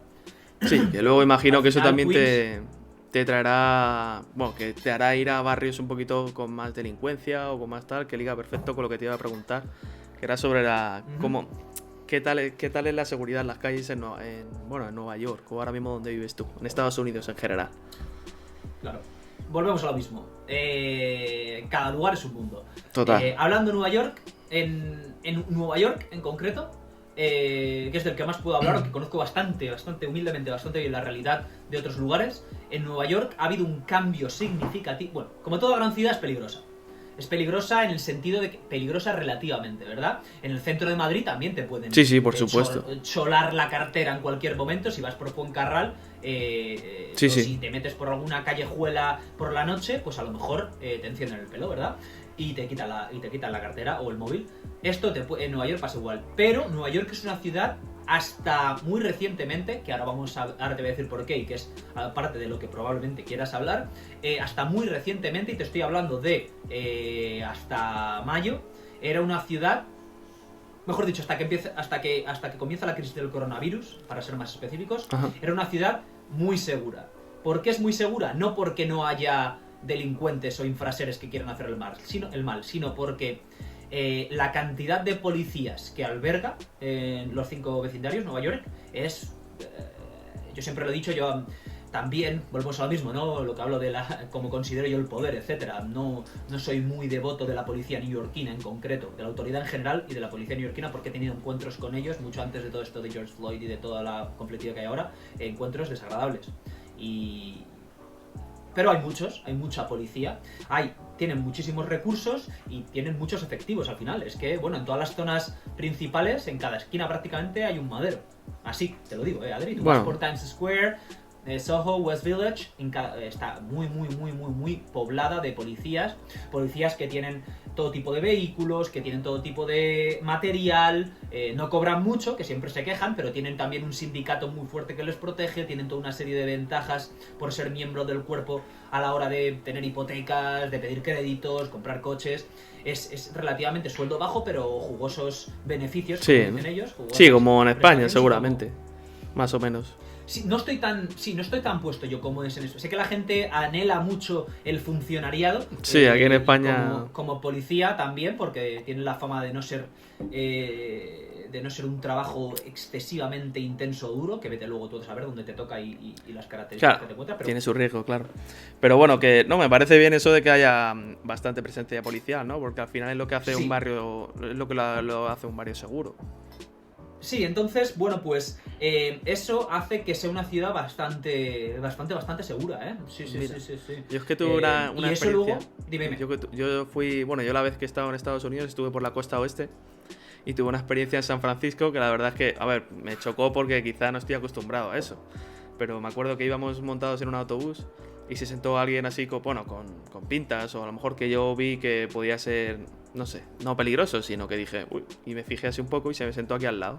Y estaba revisando, estaba mirando su mochila y de repente oí caer algo al suelo, como un golpe fuerte.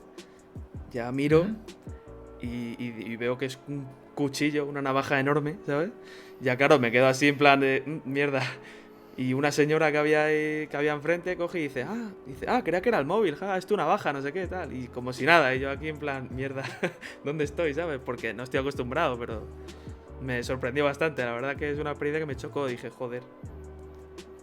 Es que San Francisco es un lugar que tiene ahora mismo muchísimo, pero en los últimos años tiene un problema muy serio. Ya no te voy a decir tanto con la delincuencia, que no tengo el dato para decirte si hay mucho crimen digamos, de individuo a individuo o no, lo que a sustraer o agredir se refiere, pero tiene un problema muy serio con los indigentes y con las personas con los enfermos mentales. Entonces, ese tipo, yo no sé si pretendía delinquir o era una persona que estaba completamente loca. No, hombre, que tampoco, están por las calles, luego no sé. hubo ningún problema. O era normal, digo que a lo fuera mejor un era un tipo que... delincuente. Exacto. Ah, vale. O sea, que era una persona simplemente que buscaba su protección, ¿ves? Sí, bueno, a ver, yo lo que digo que le veía como tal, porque a lo mejor eso tenía como pinta a lo mejor un poco de indigente o un poco así desarrapado. Por eso Claro, por eso yo te comentaba lo de que fuese una persona con problemas mentales. Esto en Nueva York te puede pasar también, pero siempre va a ser mucho más difícil porque hay unas leyes muy estrictas en lo que a tener armas se refiere. Un ejemplo te cuento, yo una vez estaba en el metro esperando y se me acerca un policía y yo, que soy muy de que me gustan las pistoletas, no las pistoletas, bueno, a ver, tengo el permiso de armas, toda la historia, pero tenía una navajita, vamos a decir, tenía una navajita que es como una especie de cuchillito que era así, y tiene un clip, porque tiene como un pinchito para romper un cristal si te quedas atascado, es como un multiuso, mini cuchillito, mini navaja multiusos, de supervivencia, whatever. La tenía puesta con el clip, que asomaba la parte del clip por el bolsillo. Y el tipo se acercó y me dijo, oye, perdone, ¿qué lleva ahí? Y yo, no, sí, bueno, llevo una de estas navajitas. ¿Cómo puedo llevar eso? Por favor, guárdeselo. No tendría que estar visible porque además usted no puede llevar ningún tipo de arma punzante, tal. Y luego me fui a internet, vi la ley y estaba prohibido todo tipo de este tipo de armas, vamos a decirlo. Entonces, en Nueva York, ¿qué pasa? Que al final, Estados Unidos, como una unión federal que es, existen muchas... está muy descentralizado. Claro. Entonces, las leyes de California son muy diferentes a las leyes del estado de Nueva York. ¿En qué se traduce esto? En que en California a lo mejor llevar ahí el bardeo, la faca, no es un problema. Claro. Entonces a lo mejor este tipo podía parecer, como me has dicho lo de que tenía unas pintas raras, te he dicho del loco, pero podría ser una persona perfectamente normal que tenía una mala experiencia con delincuentes y llevaba ahí el bardeo en la mochila por si acaso se vuelve a ver en una situación como esa. Y es perfectamente normal. No sé cuáles son las reglas en California, pero sí que sé que son más laxas porque puedes ir a campos de tiro, puedes tener arma más fácilmente. En Nueva York ciudad concretamente, que además hay una tipificación especial, y lo sé de buena tinta porque es infame, y lo conté en mi podcast una vez porque me encabronó mucho. Es muy difícil tener armas y está muy vigilado. Sí, yo Así la verdad es eso que te de lo puedo California me llevé una imagen un poco agridulce, un sentimiento agridulce porque, o sea, sí es verdad que cuando vienes a Estados Unidos te crees, pues bueno, porque a través de todas las películas, pues te lo pintan y al final tienes una concepción como que va a ser alucinante, que va a ser todo, ¡buah!, de Hollywood, pero vas ahí y es que calles enteras de indigentes, todo, no sé, en Venice Beach vas ahí y dices, guau, joder, vas a ver aquí glamour, Madre tal, y mía, vas ahí y Venice dices, Beach. madre mía, que fuimos. Yo llegué incluso un poco cuando se fue la luz y dije, uy, ¿dónde estoy metido? Que me van a, vamos, aquí me van a matar. No, Sí, sí, sí, sí, sí, no sí, sé, me sí. dio una sensación Es como de bonito y inseguridad. decadente. Sí, me dio una sensación como de inseguridad que no me gustó nada. Y esto también me lleva a lo que te quería Tal cual. preguntar, sobre el tema del uso de las armas. Ya has dicho que en Nueva York está un poco más limitado, que me parece bien. Luego no sé cómo. No sé cómo lo ves por ahí, como si realmente ves un uso de armas en Te Nueva cuento, York te cuento. más. Sí, dime. Siempre operando desde esa máxima que ya he repetido, cada estado es un mundo. Mm.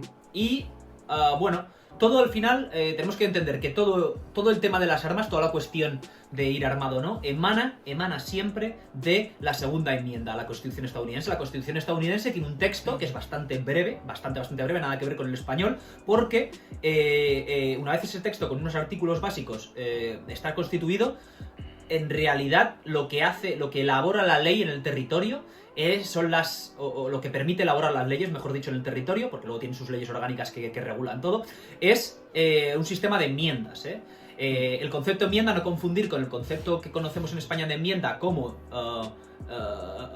vamos a decir, pega o contrariedad. Yo no soy de letras y no tengo formación legal, pero el concepto en esencia, al final una enmienda a la Constitución es algo que busca cambiar la Constitución, ¿verdad? Sus enmiendas son más algo que busca enriquecer y ampliar el marco legal a través de la Constitución. Entonces, la segunda enmienda, fíjate, la primera es la libertad de religión y expresión. Y la segunda enmienda es el derecho a portar armas, literalmente es el derecho a portar armas.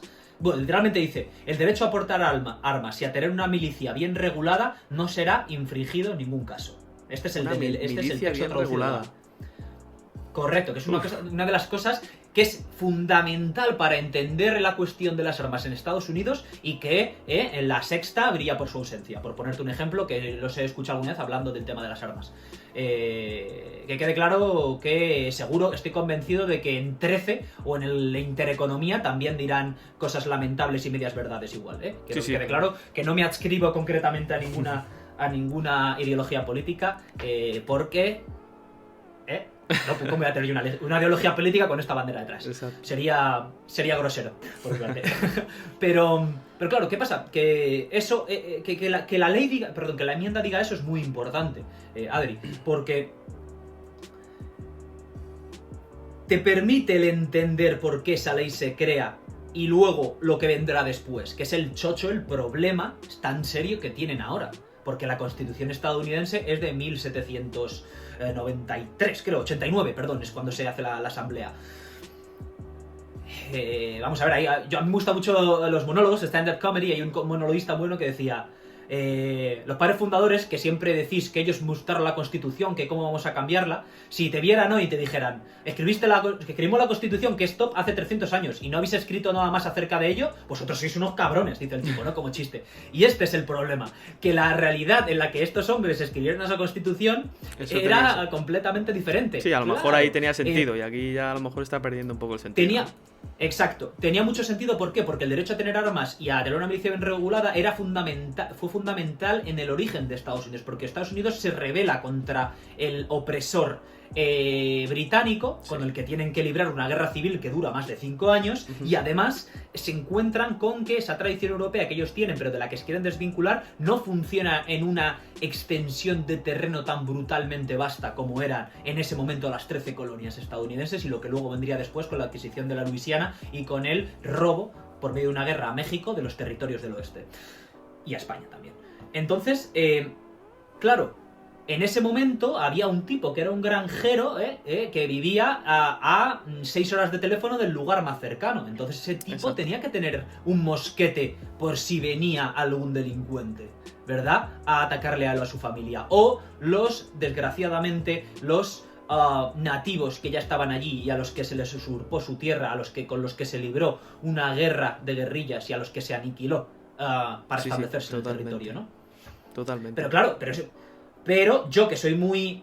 Como en mi podcast he hablado ya en varias ocasiones de los nativos americanos y he hecho uno sobre los Comanche, tengo uno pendiente de los Lakota, que son mi tribu favorita, etcétera, pues también cuando venían no dejaban títere con cabeza y la violación y la tortura eran el pan nuestro de cada día en los ataques de los nativos americanos, ¿sabes? O sea, que aquí, en una guerra al final... En una guerra nadie es santo al final. Y que en la vida no hay buenos y malos, Adri. Así, en abstracto, ¿eh? El ser humano es capaz de lo mejor y lo peor a nivel individual incluso. Totalmente. Y yo el primero. Sí. Entonces, pues ese es el tema. Lo que pasa es claro. Lo que decías de la persona, de ese granjero que vivía alejado, o sea, yo creo que a día de hoy no tan exagerado, pero sigue pasando. Por eso yo en ciertos aspectos veo bien lo del uso de las armas, porque yo entiendo que Estados Unidos es un territorio súper extenso y hay zonas en las que realmente no te cubre la policía de una forma como entendemos, por ejemplo, aquí en España, que aquí te pasa algo, llamas y a los 3 minutos tienes un coche de policía aquí. A lo mejor hay sitios en un estado alejado de la mano de Dios que llamas y hasta media hora, una hora, lo mismo te viene un sheriff. Y al final tienen que darte el derecho a defender tu propiedad, por así decirlo, o defender tu familia o sí. ¿sabes? Sí. Claro. Ahí es donde está el kit de la cuestión, ¿eh? ¿Cómo regulas eso? ¿Cómo estas características tan particulares que tiene la nación y que implican que el acceso a armas sea algo que debe ser tomado en cuenta, cómo lo regulas? Porque al final lo que dices es cierto y puedo estar de acuerdo. ¿Y qué pasa? Que luego los crímenes, los problemas con las armas, los asesinatos masivos, luego todos se producen en grandes núcleos urbanos. Sí. Entonces, pues claro, dices, ¿cómo sostienes esa afirmación? Pero la realidad está en que el problema es más, como todo en Estados Unidos, por una cuestión de negocio y de deseo de acaparar poder, Adri. Porque la Constitución dice eso con la segunda enmienda, que es la que utilizan siempre, en un porcentaje muchísimo más alto, siempre gente del talante conservador, siempre republicanos, los del PP de Estados Unidos, para hacer una comparación con España errada, pero que nos puede servir. Sí. Siempre hablan del tema de la Constitución y toda la historia, pero claro, no toman en consideración la condición humana, no toman en consideración el desarrollo de su nación como tal, no toman en consideración el porqué, el que hay detrás del no querer que se viole la Constitución, que se cambie. En realidad lo que hay detrás es una organización tremendamente poderosa, que es el NRA, la Asociación Nacional del Rifle, que tiene una industria armamentística detrás que insufla mucho dinero a los candidatos presidenciales, a todo Washington y a esta asociación también en concreto. Hombre, es que el tema de las armas trae un montón de dinero. O sea, da un montón de dinero. Ese es el verdadero problema. El verdadero problema no es la Constitución, el verdadero problema no son los asesinatos en masa que sí que suceden, ¿no? El típico loco que se le va la cabeza y va con un MR5 o con una A15, rifles, subfusiles de asalto automáticos a cepillarse a todo el que se encuentra a su paso. En realidad, el problema serio es ese, y ese es el problema que nunca va a cambiar. Como todo en Occidente, yo creo, voy a decir de nuevo Occidente, y siempre, como sucede en Estados Unidos en particular, ellos dicen money talks, el dinero habla, y el dinero siempre habla allí.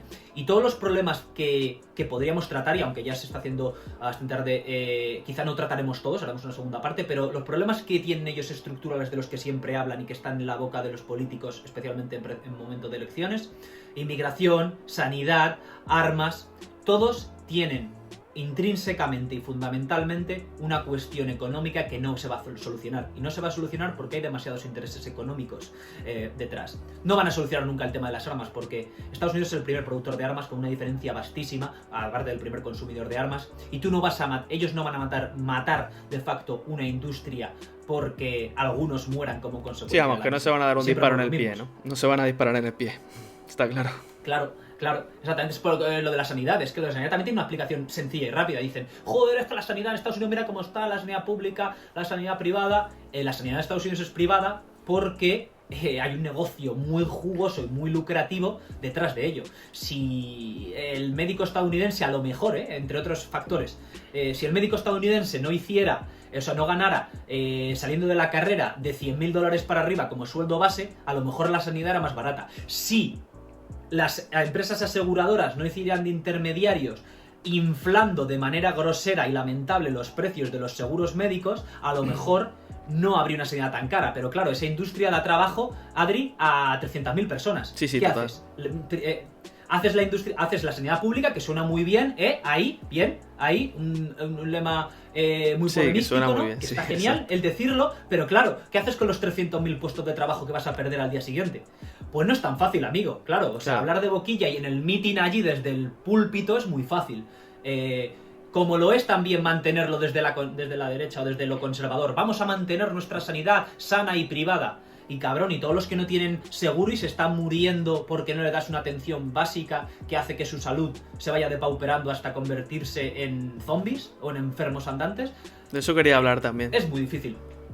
Porque del funcionamiento de la sanidad de la sanidad de allí.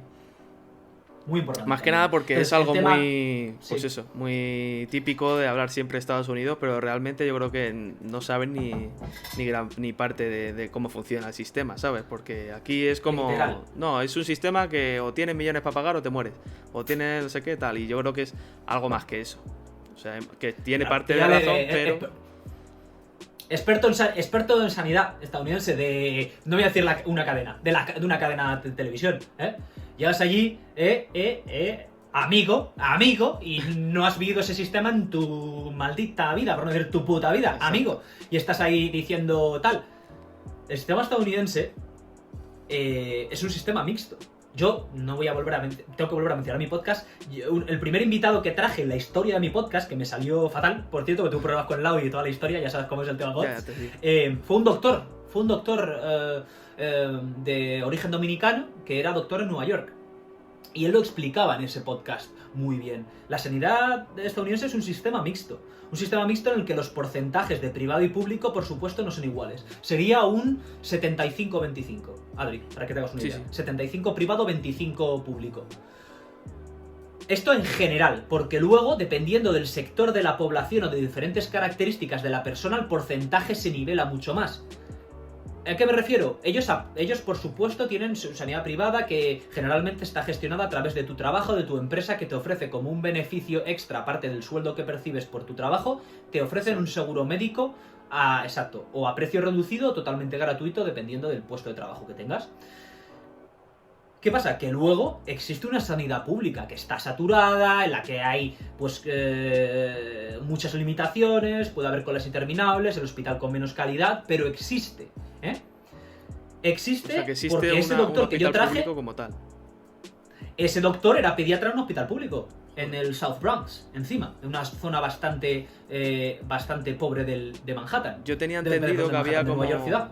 Yo tenía entendido que había como un sistema que se aseguraba de dar como un seguro, como que para la gente que no tenga dinero, de poder dar un acceso a la salud. No sabía que había como un hospital público como tal, sino que a lo mejor se subvencionaba a la gente que tenía poco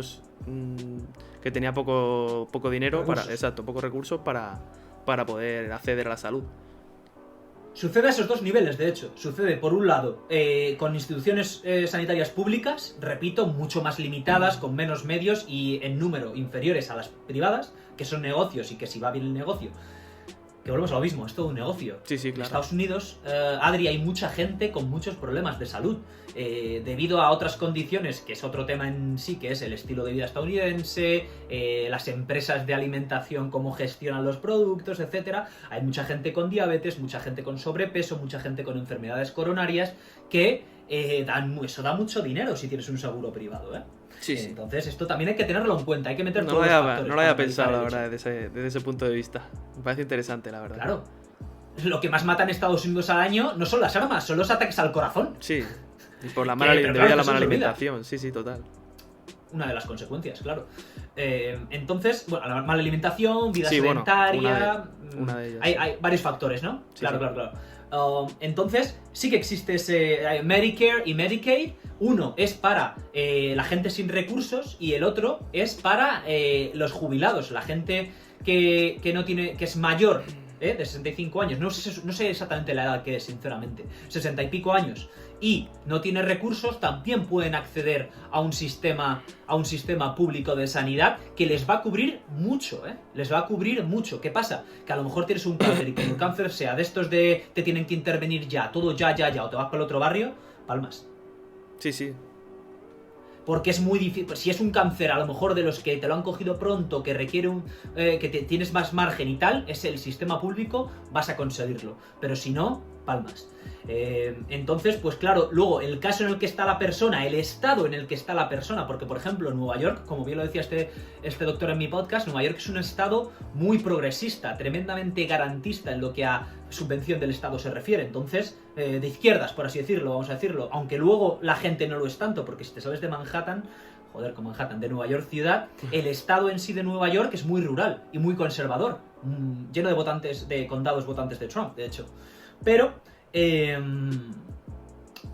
que en un estado u otro tiene diferencias muy significativas en el presupuesto y en cómo gestionan lo público en el mismo. Pero existir existe, y que la gente, bueno, se da una paradoja buenísima cuando alguien conservador, votante del Partido Republicano, critica todo el tema de sanidad pública jamás.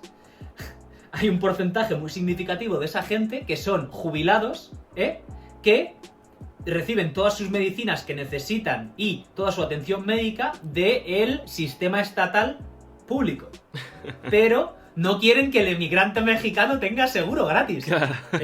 ¿Sabes lo que te digo? O sea, esa paradoja. Que bueno, que en ese caso concreto si es un ilegal, tal. Pero hombre, no digas que no quieres sanidad pública cuando tú estás vivo porque hay una sanidad pública que te da las citas con el doctor y todas las pastillacas. Cabrón.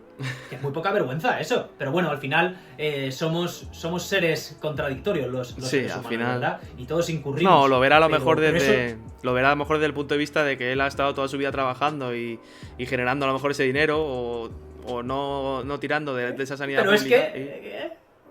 Pero eso es un sistema público al final, o sea, hasta cierto punto siempre va a haber un porcentaje de situación de pagan justos por pecadores, que es inevitable, el ser humano no es perfecto, totalmente. Amigo gringo. Pero hombre, tampoco abuses en la opinión, ¿no?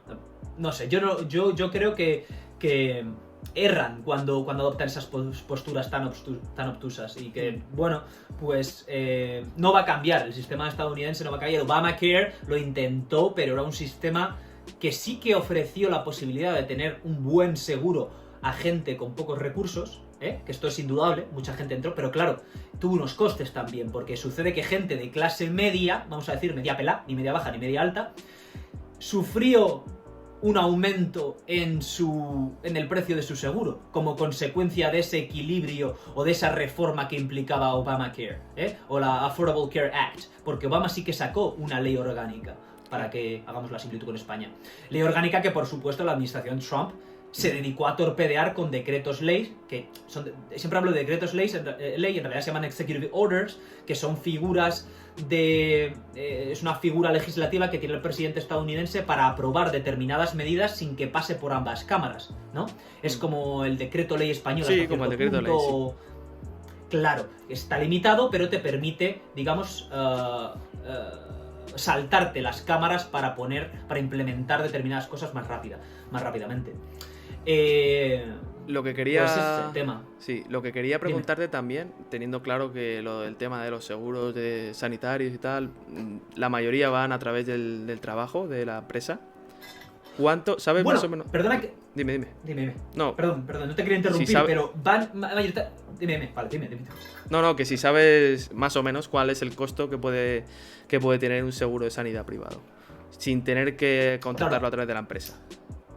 Sí, claro. Un seguro de sanidad privado, ya te digo, esto lo miré hace tiempo yo, es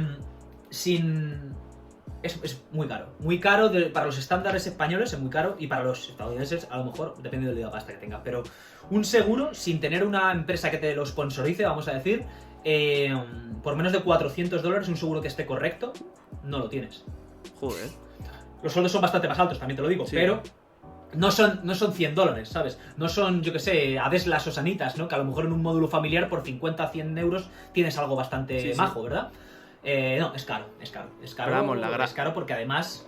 La gran parte de empresas, o sea, yo creo que será como una norma más o menos, no norma, sino que cuando entras a una empresa te cubra el seguro, o sea, la mayoría es así, ¿no? Claro, al final piensa que el capitalismo no es todo malo, el capitalismo tiene sus cosas buenas y la competitividad que genera hace que las empresas tiendan a ofrecerte, para ser competitivas en el mercado de adquisición de trabajadores, tienden a ofrecerte ciertos beneficios. Si tienes un trabajo más o menos correctamente remunerado y es a tiempo completo, sí que vas a tener un seguro, que a lo mejor es un seguro regulero, que no te incluye dentista, que la visita al doctor es lo que llaman copago, que existe también en Europa, ¿verdad? Sí. Que tienes que chinchar, aflojar la gallina ahí y 20, 40 dólares o 50 dólares para que te vea el doctor. Las radiografías a lo mejor no están incluidas en su totalidad. Tiene esas pequeñas... pullitas, vamos a llamarles, pero te lo ofrecen. Sí, incluso si trabajas, por ejemplo, para McDonald's, probablemente, no lo sé, pero probablemente a lo mejor puedes... No te lo ofrecen el seguro, pero te dicen, bueno, te dan un ratio reducido, ¿sabes? Te dicen, venga, en vez de 400 por 150 o 200, como eres empleado de McDonald's, pues hacemos el descuentillo. Claro. Esas cosas sé que existen. He dicho McDonald's es un ejemplo, no quiero que la gente me caiga encima, que te conocen a alguien que trabaja en McDonald's y no les ofrecen ni mierda en un bote. No, aquí en España no sonará raro eso de que las empresas se esfuercen por hacer una oferta para que la gente decida ir a su empresa a trabajar, ¿no? Porque aquí es como al revés. Tienes que ponerte ¿sabes? Tienes que ofrecer tus servicios para que la empresa te coja. Y ahí al revés, tiene que hacerse llamativo para que el trabajador decida ir a su empresa y no a otra. ¿No? Sí, ya te digo, lo del tema oferta y demanda en ese caso sí que funciona. Y creo que está también, no obstante, muy ligado a la ideología estadounidense y anglosajona casi en general, Creo que es un factor muy importante, pero les funciona hasta cierto punto, el tema de la competencia, de la libre competencia, del laissez-faire, del neoliberalismo, que no vamos a hablar de ellos, porque mucho se podría hablar y si nos podemos, ese es otro maldito episodio, si nos ponemos aquí a citar a Adam Smith, a David Ricardo y a Hayek, en Senderos de Servidumbre. Bueno. Y también me viene muy bien para introducir la pregunta de ¿qué tan real es el pleno empleo ahí en Estados Unidos? ¿No? Que si realmente hay un pleno empleo. Pues mira, sucede un poco lo que en España se cita mucho cuando se habla de la cuestión alemana, ¿verdad? Que tienen un paro mucho más bajo, pero que luego resulta que las condiciones laborales son las que son, porque hay muchos que no les cuentan como desempleados, pero tienen un trabajo a tiempo parcial, o tienen contratos temporales en los que 3 meses curran y 3 meses les dejan en la calle, etcétera, etcétera. El pleno empleo, obviamente no existe, pero el porcentaje muy bajo que tienen sí que es verdad que los datos, siempre moviéndonos con los datos, al final el dato puede estar trampeado también, pero sí que es relativamente fácil encontrar trabajo. Hasta que empezó el coronavirus, sí que era muy sencillo, si eras un estadounidense y no trabajabas, algo pasaba ahí, ¿sabes lo que te quiero decir? Es algo que es cierto, es relativamente fácil encontrar un trabajo y si aunque no tengas estudios, un trabajito no cualificado lo encuentras y te pagan correcto para tirar. Ya. Es verdad, ¿eh? A eso voy. Sí que es verdad. Luego, entonces claro, pues sí que es cierto que hay mucho menos desempleo a lo mejor que en España y que ese dinamismo que tiene su economía, ahí sí que es un factor muy importante. Muy importante para que haya gente que tiene más acceso a oportunidades de trabajo. Y el problema está más en que si existe ese empleo, el problema está en cuán efectivo es en la manutención de una calidad de vida en el país más o menos buena. Porque, a ver, para que nos entendamos, en líneas generales en Estados Unidos la gente, la familia de clase media puede ser más o menos relativamente manirrota, es decir, son muy de comprar mucho, cada persona es un mundo al final. Sí, hombre, Estados Unidos se basa en el consumismo, o sea, que yo creo que al final te arrastra sí que hay muchos... Claro. Por ejemplo, un dato que salió a la luz con el tema de la pandemia y que leí y me dejó estupefacto. En el momento en el que golpeó la pandemia del coronavirus y como consecuencia mucha gente perdió su trabajo, estimaban las autoridades estadounidenses que un 60% de la población estadounidense de clase media empleada vivía al día. Es decir, lo que llaman ellos paycheck to paycheck. Sí, sí. Que tenían ahorros para aguantar los pagos de las movidas que tienen en su vida 1 o 2 semanas. O sea, tú imagínate. Entonces, claro, dices, ¿pleno empleo? Sí. ¿Que te da para vivir? Sí. Pero, como tengas una familia, una casa tal, así, 2 coches, los niños al colegio, a lo mejor con un trabajo de mano de obra no cualificada, las pasas putas, ¿sabes? Si tienes que tener un segundo trabajo o tienen que estar los dos empleados en sitios en los que las jornadas son largas.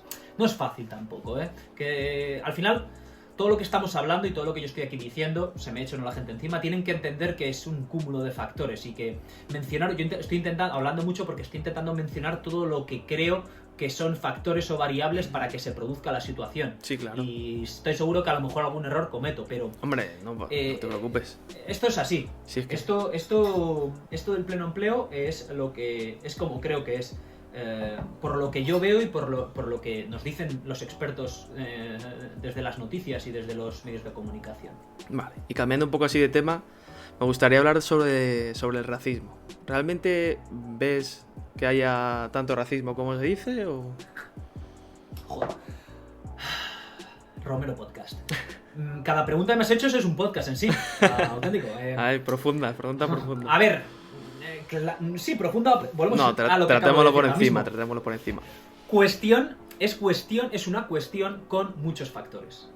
Y como es con muchos factores, es muy difícil el explicarla de manera holística, de manera global. Sí, ¿no? ¿Existe racismo? Sí existe racismo en Estados Unidos. Existe racismo en Estados Unidos como existe en España.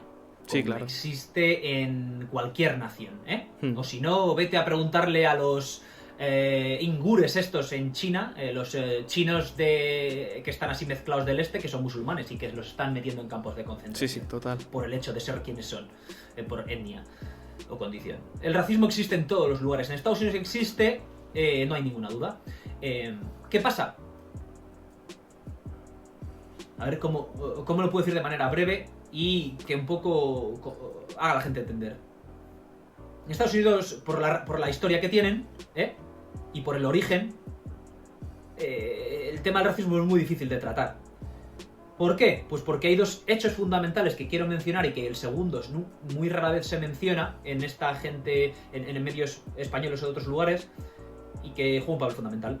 Por supuesto, el primero es el hecho de que hubo una esclavitud en el territorio, porque no olvidemos que España también fue un estado esclavista, como lo fueron todos los estados europeos. Uh-huh. En la primera colonización y en la segunda ni hablamos. Europea siempre. Es un estado, es un país en el que la esclavitud estuvo en el territorio y fueron los miembros del mismo los que se la infligieron a otros posteriormente miembros del mismo. Pero lo que es verdaderamente importante para entender la cuestión del racismo o racial en Estados Unidos hoy en 2020 y en los últimos 70 años, no, 50, 60 años, es lo que, no sé si has oído alguna vez hablar de las leyes, lo que llaman las leyes de Jim Crow. Básicamente, lo que vino después. O sea, a Estados Unidos como nación, en lo que a racismo se refiere, lo que de verdad les jodió no fueron los 200 años de esclavitud, fueron los 100 años posteriores a la esclavitud. A ver. Sí, porque fueron medidas y que... ¿Has oído? No, sigue, continúa. Exacto. ¿Por qué digo esto? Pues porque en realidad el sistema que hoy tienen, que hace que haya tantas desigualdades entre unas razas y otras, es consecuencia de esos 100 años posteriores a la abolición de la esclavitud, después de la Guerra Civil Estadounidense, en el 1860... Bueno, la emancipación creo que es el 63, pero luego hay una guerra, el 66... Bueno, en los 1860s, que no tengo ahora mismo el dato concreto, me lo tenía que haber mirado para dar el pero bueno, lo miráis en Google, amigos de Romero Podcast. El año concreto. ¿Qué pasa? Que automáticamente en esos 100 años hubo un esfuerzo específico por los estadounidenses de raza blanca de poner cortapisa, de limitar, de censurar los derechos de los nuevos ciudadanos a todos los efectos estadounidenses de raza negra. Y eso se tradujo en políticas estatales, que es lo que lo llaman las leyes de Jim Crow, que de facto segregaban a la población negra y les hacían ser ciudadanos de segunda. Estoy hablando de limitaciones a la hora de adquirir viviendas, estoy hablando de limitaciones, repito, siempre dependiendo del estado, variaba muy mucho. Claro. No era lo mismo en el sur que en el norte o en el oeste. Sí, porque hay zonas Porque- donde especialmente hay más racismo, ¿no?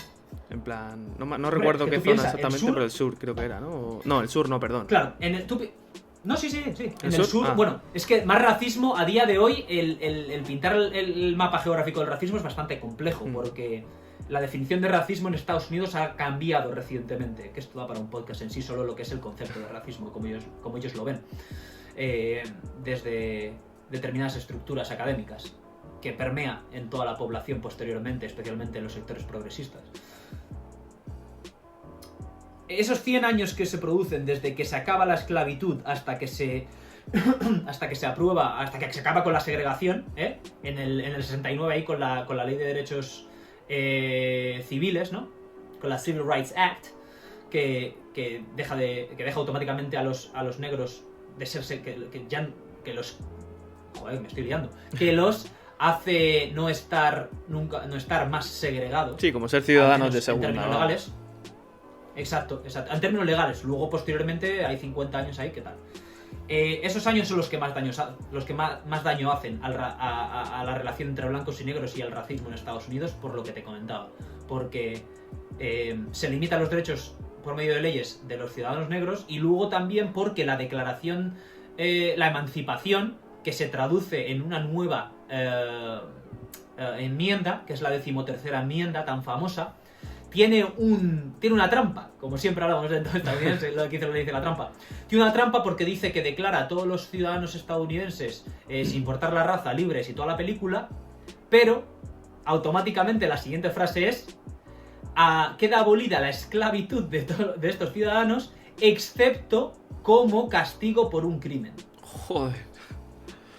O sea, deja la puerta abierta. ¿Qué pasa? ahí a- Que en los años posteriores, el caminar por la calle a partir de las 9 de la noche se convirtió en un crimen. Que el no Claro. tener documento encima se convirtió en un crimen. Que el estar desempleado, vagrancy laws se llamaban en el sur, en Alabama, recuerdo, era en Carolina del Norte. Que el ser una persona que sucede que no tiene trabajo, me cago en la puta, Sí. era un crimen. ¿Qué pasa? Que adivina en qué a quiénes fueron a los que en un vasto y grosero mayor porcentaje estas leyes afectaron. a la población. Imagínate. era, Sí, claro. O sea, A los brothers, a los hermanos afroamericanos, totalmente. poniéndolos en la cárcel por delitos menores y por delitos muchas veces tremendamente cuestionables, y la cárcel implicaba que al día siguiente estabas picando piedra para construir una carretera. Con 2 cojones, pagándote 5 céntimos la hora. Porque es que encima te dicen, es que eso no es esclavitud, que encima al delincuente le pagamos. Pero, hijo de puta, 5 si céntimos le has la hora. detenido porque no tenía el DNI encima, y le has metido 6 meses y le estás trabajando de sol al sol ahí en la canícula de Alabama construyéndote la carretera. Vamos, que disfrazaron un poco la eso. esclavitud y dijeron, bueno, pues ahora ya la hemos abolido, pero... Pero tú piénsalo, ellos siempre se mueven en términos, son muy pragmáticos, los anglosajones y los estadounidenses en particular, y se mueven siempre en términos económicos, y dicen, pero bueno, vamos a ver, ok, luchamos una guerra, la perdemos, venga, permitimos la abolición de la esclavitud. Pero yo tengo un negocio de azúcar o de tabaco en el que mis costes fijos en personal son aproximadamente 0, porque no les pago, porque son esclavos. Que no es así tampoco, esto es una broma hasta cierto punto, porque a los esclavos sí que les Hay que dar daban, de comer. les tenían en una casa, Claro. y en un chamizo, y les daban de comer, Sí, pero les permitían comer parte de la... Sí, pero que te cuesta... O sea, son esclavos, no hay sueldo. Es una diferencia... Esclavos, sueldo 0. Sí, claro. Les mantenían pues porque eran ¿Pero como qué sus pasa? mascotas, pues, por así decirlo, vamos. No, eran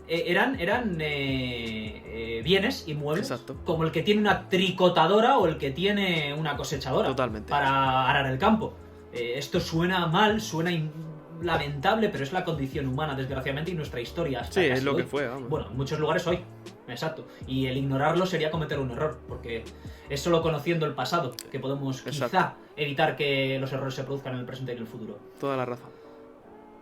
Entonces, claro, pues a esos tipos, a esos potentados que tenían una empresa o unos campos con los que vivían en su mansión victoriana allí en el sur, al día siguiente se les cayó el chiringuito de la noche a la mañana. Entonces, claro, utilizaron su poder, su influencia como élite económico, intelectual o social y contribuyeron a que los políticos desarrollaran este tipo de leyes. ¿Qué pasa? Que el problema viene en que esas leyes, todo eso, queda anulado de manera legal en los años 60, el 68-69, y luego, eso por un lado, que obviamente en 50 años no se solucionan 300 años de injusticias. Por ahí viene la conflictividad social que vemos hoy y el origen de que la gente diga que a los negros se les trata mal y que tienen unas condiciones de ciudadanos de segunda. Es una consecuencia directa de estos 300 años, pero especialmente de los 100 que te acabo de describir. Luego también es importante reseñar que no se corta la segregación y ya no pasa nada más. Sí que es cierto que desde el gobierno hay lo que llaman a lo largo de los siguientes 50 años Affirmative Act Laws. Hay leyes de Affirmative Action que intentan revertir esto, y hay un montón de programas en los que se pone mucho dinero por parte del Estado para intentar revertir esa situación, y crean pues lo que llamamos en España viviendas de protección oficial, intentan dar oportunidades, etcétera, pero el hecho está en que eso no ha surtido el efecto que querían. Puedes decir, ha fracasado incluso, pero no ha surtido el efecto que esperaban y las desigualdades continúan. Entonces, para concluir con esto, bajo mi punto de vista, por lo que he podido leer de autores de ambos lados, por lo que he podido ver y sentir en la población negra, especialmente, que es con los que más intento hablar de este tema, y en menor medida blanca, al final es una cuestión socioeconómica el problema que tienen. Claro. ¿Que tiene un índole racial? No hay duda. Pero, en realidad, el conflicto se produce porque hay un porcentaje muy alto de población negra que es pobre. ¿Son pobres porque el Estado es racista? No necesariamente. Es que pero el racismo que vino antes... complejo. Es un tema que lo que dices tú, que da para 3 podcasts, vamos. Claro, ¿y cómo lo solucionas? Sobre todo el buscar una solución, que es lo que quiere la gente, ¿no? Exacto. Los blancos, que es que hace mucho tiempo la esclavitud se acabó en el 1866. Sí, pero no se acabó la esclavitud. Volvemos a los monologuistas. Louis C.K. dice, no es que se acabó la esclavitud y al día siguiente todo estaba bien, como esa ñorda que te cae así, como nada, dice él, ¿no? Esto es mucho más complejo y no se soluciona así. Y lo más grave de todo, y que eso ya sí que es algo directamente racista, es lo que llaman el racial bias, lo que viene siendo la parcialidad racial. Es decir, que viene un chavalito negro con una sudadera de gorro puesta, este me va a robar, me cambio de acera. Eso es racismo. Sí. Pero eso ¿cómo lo cambias? Ese es el mayor racismo que hay, se mueve en esos términos, ¿sabes? Y que está demostrado. Pero tú, ¿cómo cambias eso? ¿Cómo cambias algo que es muy complicado, individual y cultural? ¿Cómo lo cambias?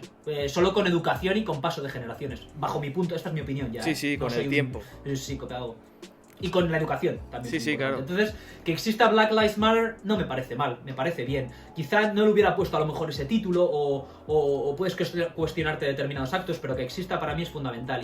Y que la gente negra tiene que seguir luchando para que esa convivencia por medio de la educación y del entendimiento vaya progresando es fundamental. Entonces, así es un poco ya como lo veo yo, para cerrártelo. Vale, para ir cerrando un poquito, que se nos está yendo de las manos ya, te quería preguntar eso, que si te ha merecido la pena emigrar y sobre todo si lo que has conseguido te hubieras visto capaz de conseguirlo aquí en España. Son 2 preguntas, ¿no? La primera, te la he contestado mientras me hacías la segunda, te lo digo, sí. Yo si algo siempre intento comunicarle a la gente o hacerles entender es que, aunque es una decisión individual, no todo el mundo le apetece, está preparado por quien son, le va a ser beneficioso el salir. Yo siempre recomiendo a la gente que salgan de que en un momento dado, cuando se sientan con fuerza, cuando sientan que tienen la edad, la situación, el momento concreto, que salgan de las faldas de su madre, si se quiere, o de la zona de confort, ¿no? Al fin y al cabo. De la zona de confort, exacto, perfectamente dicho, de la zona de confort, y que se vayan a ver cómo se vive en otros lugares, a aprender otros idiomas, otras culturas. Siempre, aunque haya situaciones buenas y malas, siempre, para mí, o casi siempre, vamos a decir por los absolutos, casi siempre va a ser una experiencia positiva. Totalmente de acuerdo. Repito, va a haber gente que por su condición, porque a lo mejor tienen una patología física, una patología mental, por ser muy especialitos, si se quiere, van a tener una experiencia mala y no van a querer hacerlo nunca más. Lo entiendo y lo contemplo. No, cada pero uno es un mundo si también. tengo que hablar en líneas generales, Sí. digo sí. Si hubiera conseguido lo que he conseguido, es imposible decirlo, Adri. Es imposible Sí, decirlo bueno, me porque refiero- al final... Claro, porque me refiero creo que, que- hay, a lo mejor yo veo que hay más oportunidades en otros sitios, como por ejemplo Estados Unidos o otros países, como pueda Claro. cualquiera, más que en España, por desgracia. Es algo muy difícil de responder con una pregunta absoluta, es decir, con una respuesta absoluta, con un sí o un no. Es muy difícil. Te podría decir que sí, para que lo entiendas, tengo argumentos para decirte que sí y tengo argumentos para decirte que no. Dejémoslo entonces así. Entonces, no quiero ser... Me gusta siempre ser directo y ser honesto, pero mi respuesta honesta es esa. Mi vida hubiera sido diferente, no hay ninguna duda. ¿Que hubiera conseguido más o menos? Pues no lo sé, porque a veces siento que estoy entre dos aguas, que ya no soy de ni un sitio ni de otro, que no me enfoco en un lugar o en el otro, y entonces no consigo ni aquí ni allí. Es algo, ya te digo, que con un sí o un no es imposible. En mi caso personal es imposible de responder, y el tema de oportunidades...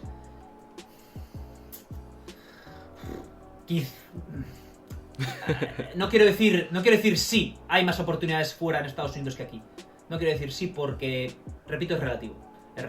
Sí, bueno, Y creo que a veces en España porque ahora lo miro desde la perspectiva del emigrante. Creo que a veces en España se mira de soslayo, directamente se ignora muchas cosas que son posibles, sí, voy a por dejar supuesto. así. Y que la vida es dura en casi todos los lugares. Está claro, Así eso que, está clarísimo. Vamos. Ahí lo voy a dejar. Sí, Espero haber respondido sin darte un sí o un no, pero haber sí, respondido. no, suficiente. Y nada, la última pregunta, que ¿tienes pensado volver algún día o tienes pensado quedarte allí? Pues sí, tengo que volver algún día porque de la manera en la que yo concibo la vida, los que a mí me la dieron, mi familia, mis padres, no, si yo tengo la posibilidad, no deberán quedar en un... No serán desatendidos cuando llegue el momento en el que necesiten atención. Entonces, aunque me pese más que menos, aunque no sienta un arraigo especial a lo español, no me sienta ni muchísimo menos un patriota, no creo en las naciones creadas por los hombres y no lucho bajo ninguna bandera. Quizá esta es la única que puedo entorchar para luchar por algo, pero, y lo digo de manera medio en broma, pero pese a que no siente ningún patriotismo, no sea el típico que diga, uy, aunque me encantan las croquetas, que es mi plato favorito, y el jamón, no echo de menos el lugar, echo de menos a las personas, y volveré cuando el momento, cuando me venga la llamada, porque me gustaría estar aquí para cuidar de mis padres. Cuando llegue el Joder, momento. Todavía están en... Me parece una muy buena respuesta, la verdad. Siempre que se pregunta a gente que está afuera, a lo mejor no tocan este tema y me ha parecido, no sé, me parece muy buena respuesta, Claro, la verdad. No soy persona de grises, también te lo digo. Y vivo la vida de una manera muy particular también te lo digo. Yo qué sé, pienso mucho las cosas también, demasiado quizá. Y tengo opiniones claras y firmes. Y con respecto a ese tema, esa la tengo clara. Joder, pues nada más que me queda darte las gracias. Muchísimas gracias por acompañarme en este episodio. Bueno, y nada, ha sido un placer. gracias a ti. Os dejo por aquí de todas maneras el link de su canal, que hace podcast, sí, se por llama favor, Podreales. suscribíos. Sí. Lo dejaré en la descripción, no os preocupéis, ahí podéis verlo, que ahí le tenéis, si os ha gustado, ahí tenéis material de sobra para verle. Así que nada, pues, un placer. Nada, y yo también decirte, sí, gracias, y también decirte, pues eso, gracias por lo que has dicho y también gracias por traerme a tu podcast. Estaba y estoy un poco nervioso porque es la primera vez que estoy como invitado, y entonces me hacía ilusión y ha sido un placer para mí. Espero haber comunicado, haber respondido a las preguntas, haber hecho que, aunque he hablado mucho, que la gente tenga una idea mejor de algo que a lo mejor no conocían tanto, que siempre se han preguntado, y bueno, Perdón si habla mucho. No te preocupes. Ahí sí lo voy a dejar. No te preocupes. Pues nada, espero haber sido buen anfitrión y nada, lo que te digo, un placer. Así que nada, cuando quieras, las puertas están abiertas. Venga, habrá segunda parte. Y hasta aquí el vídeo de hoy. Espero que os haya gustado. Si es así, dejadme un like, que yo lo vea. No os olvidéis de suscribiros y echarle un vistazo al canal de Alejandro, que está en la descripción. Nos vemos en el siguiente vídeo.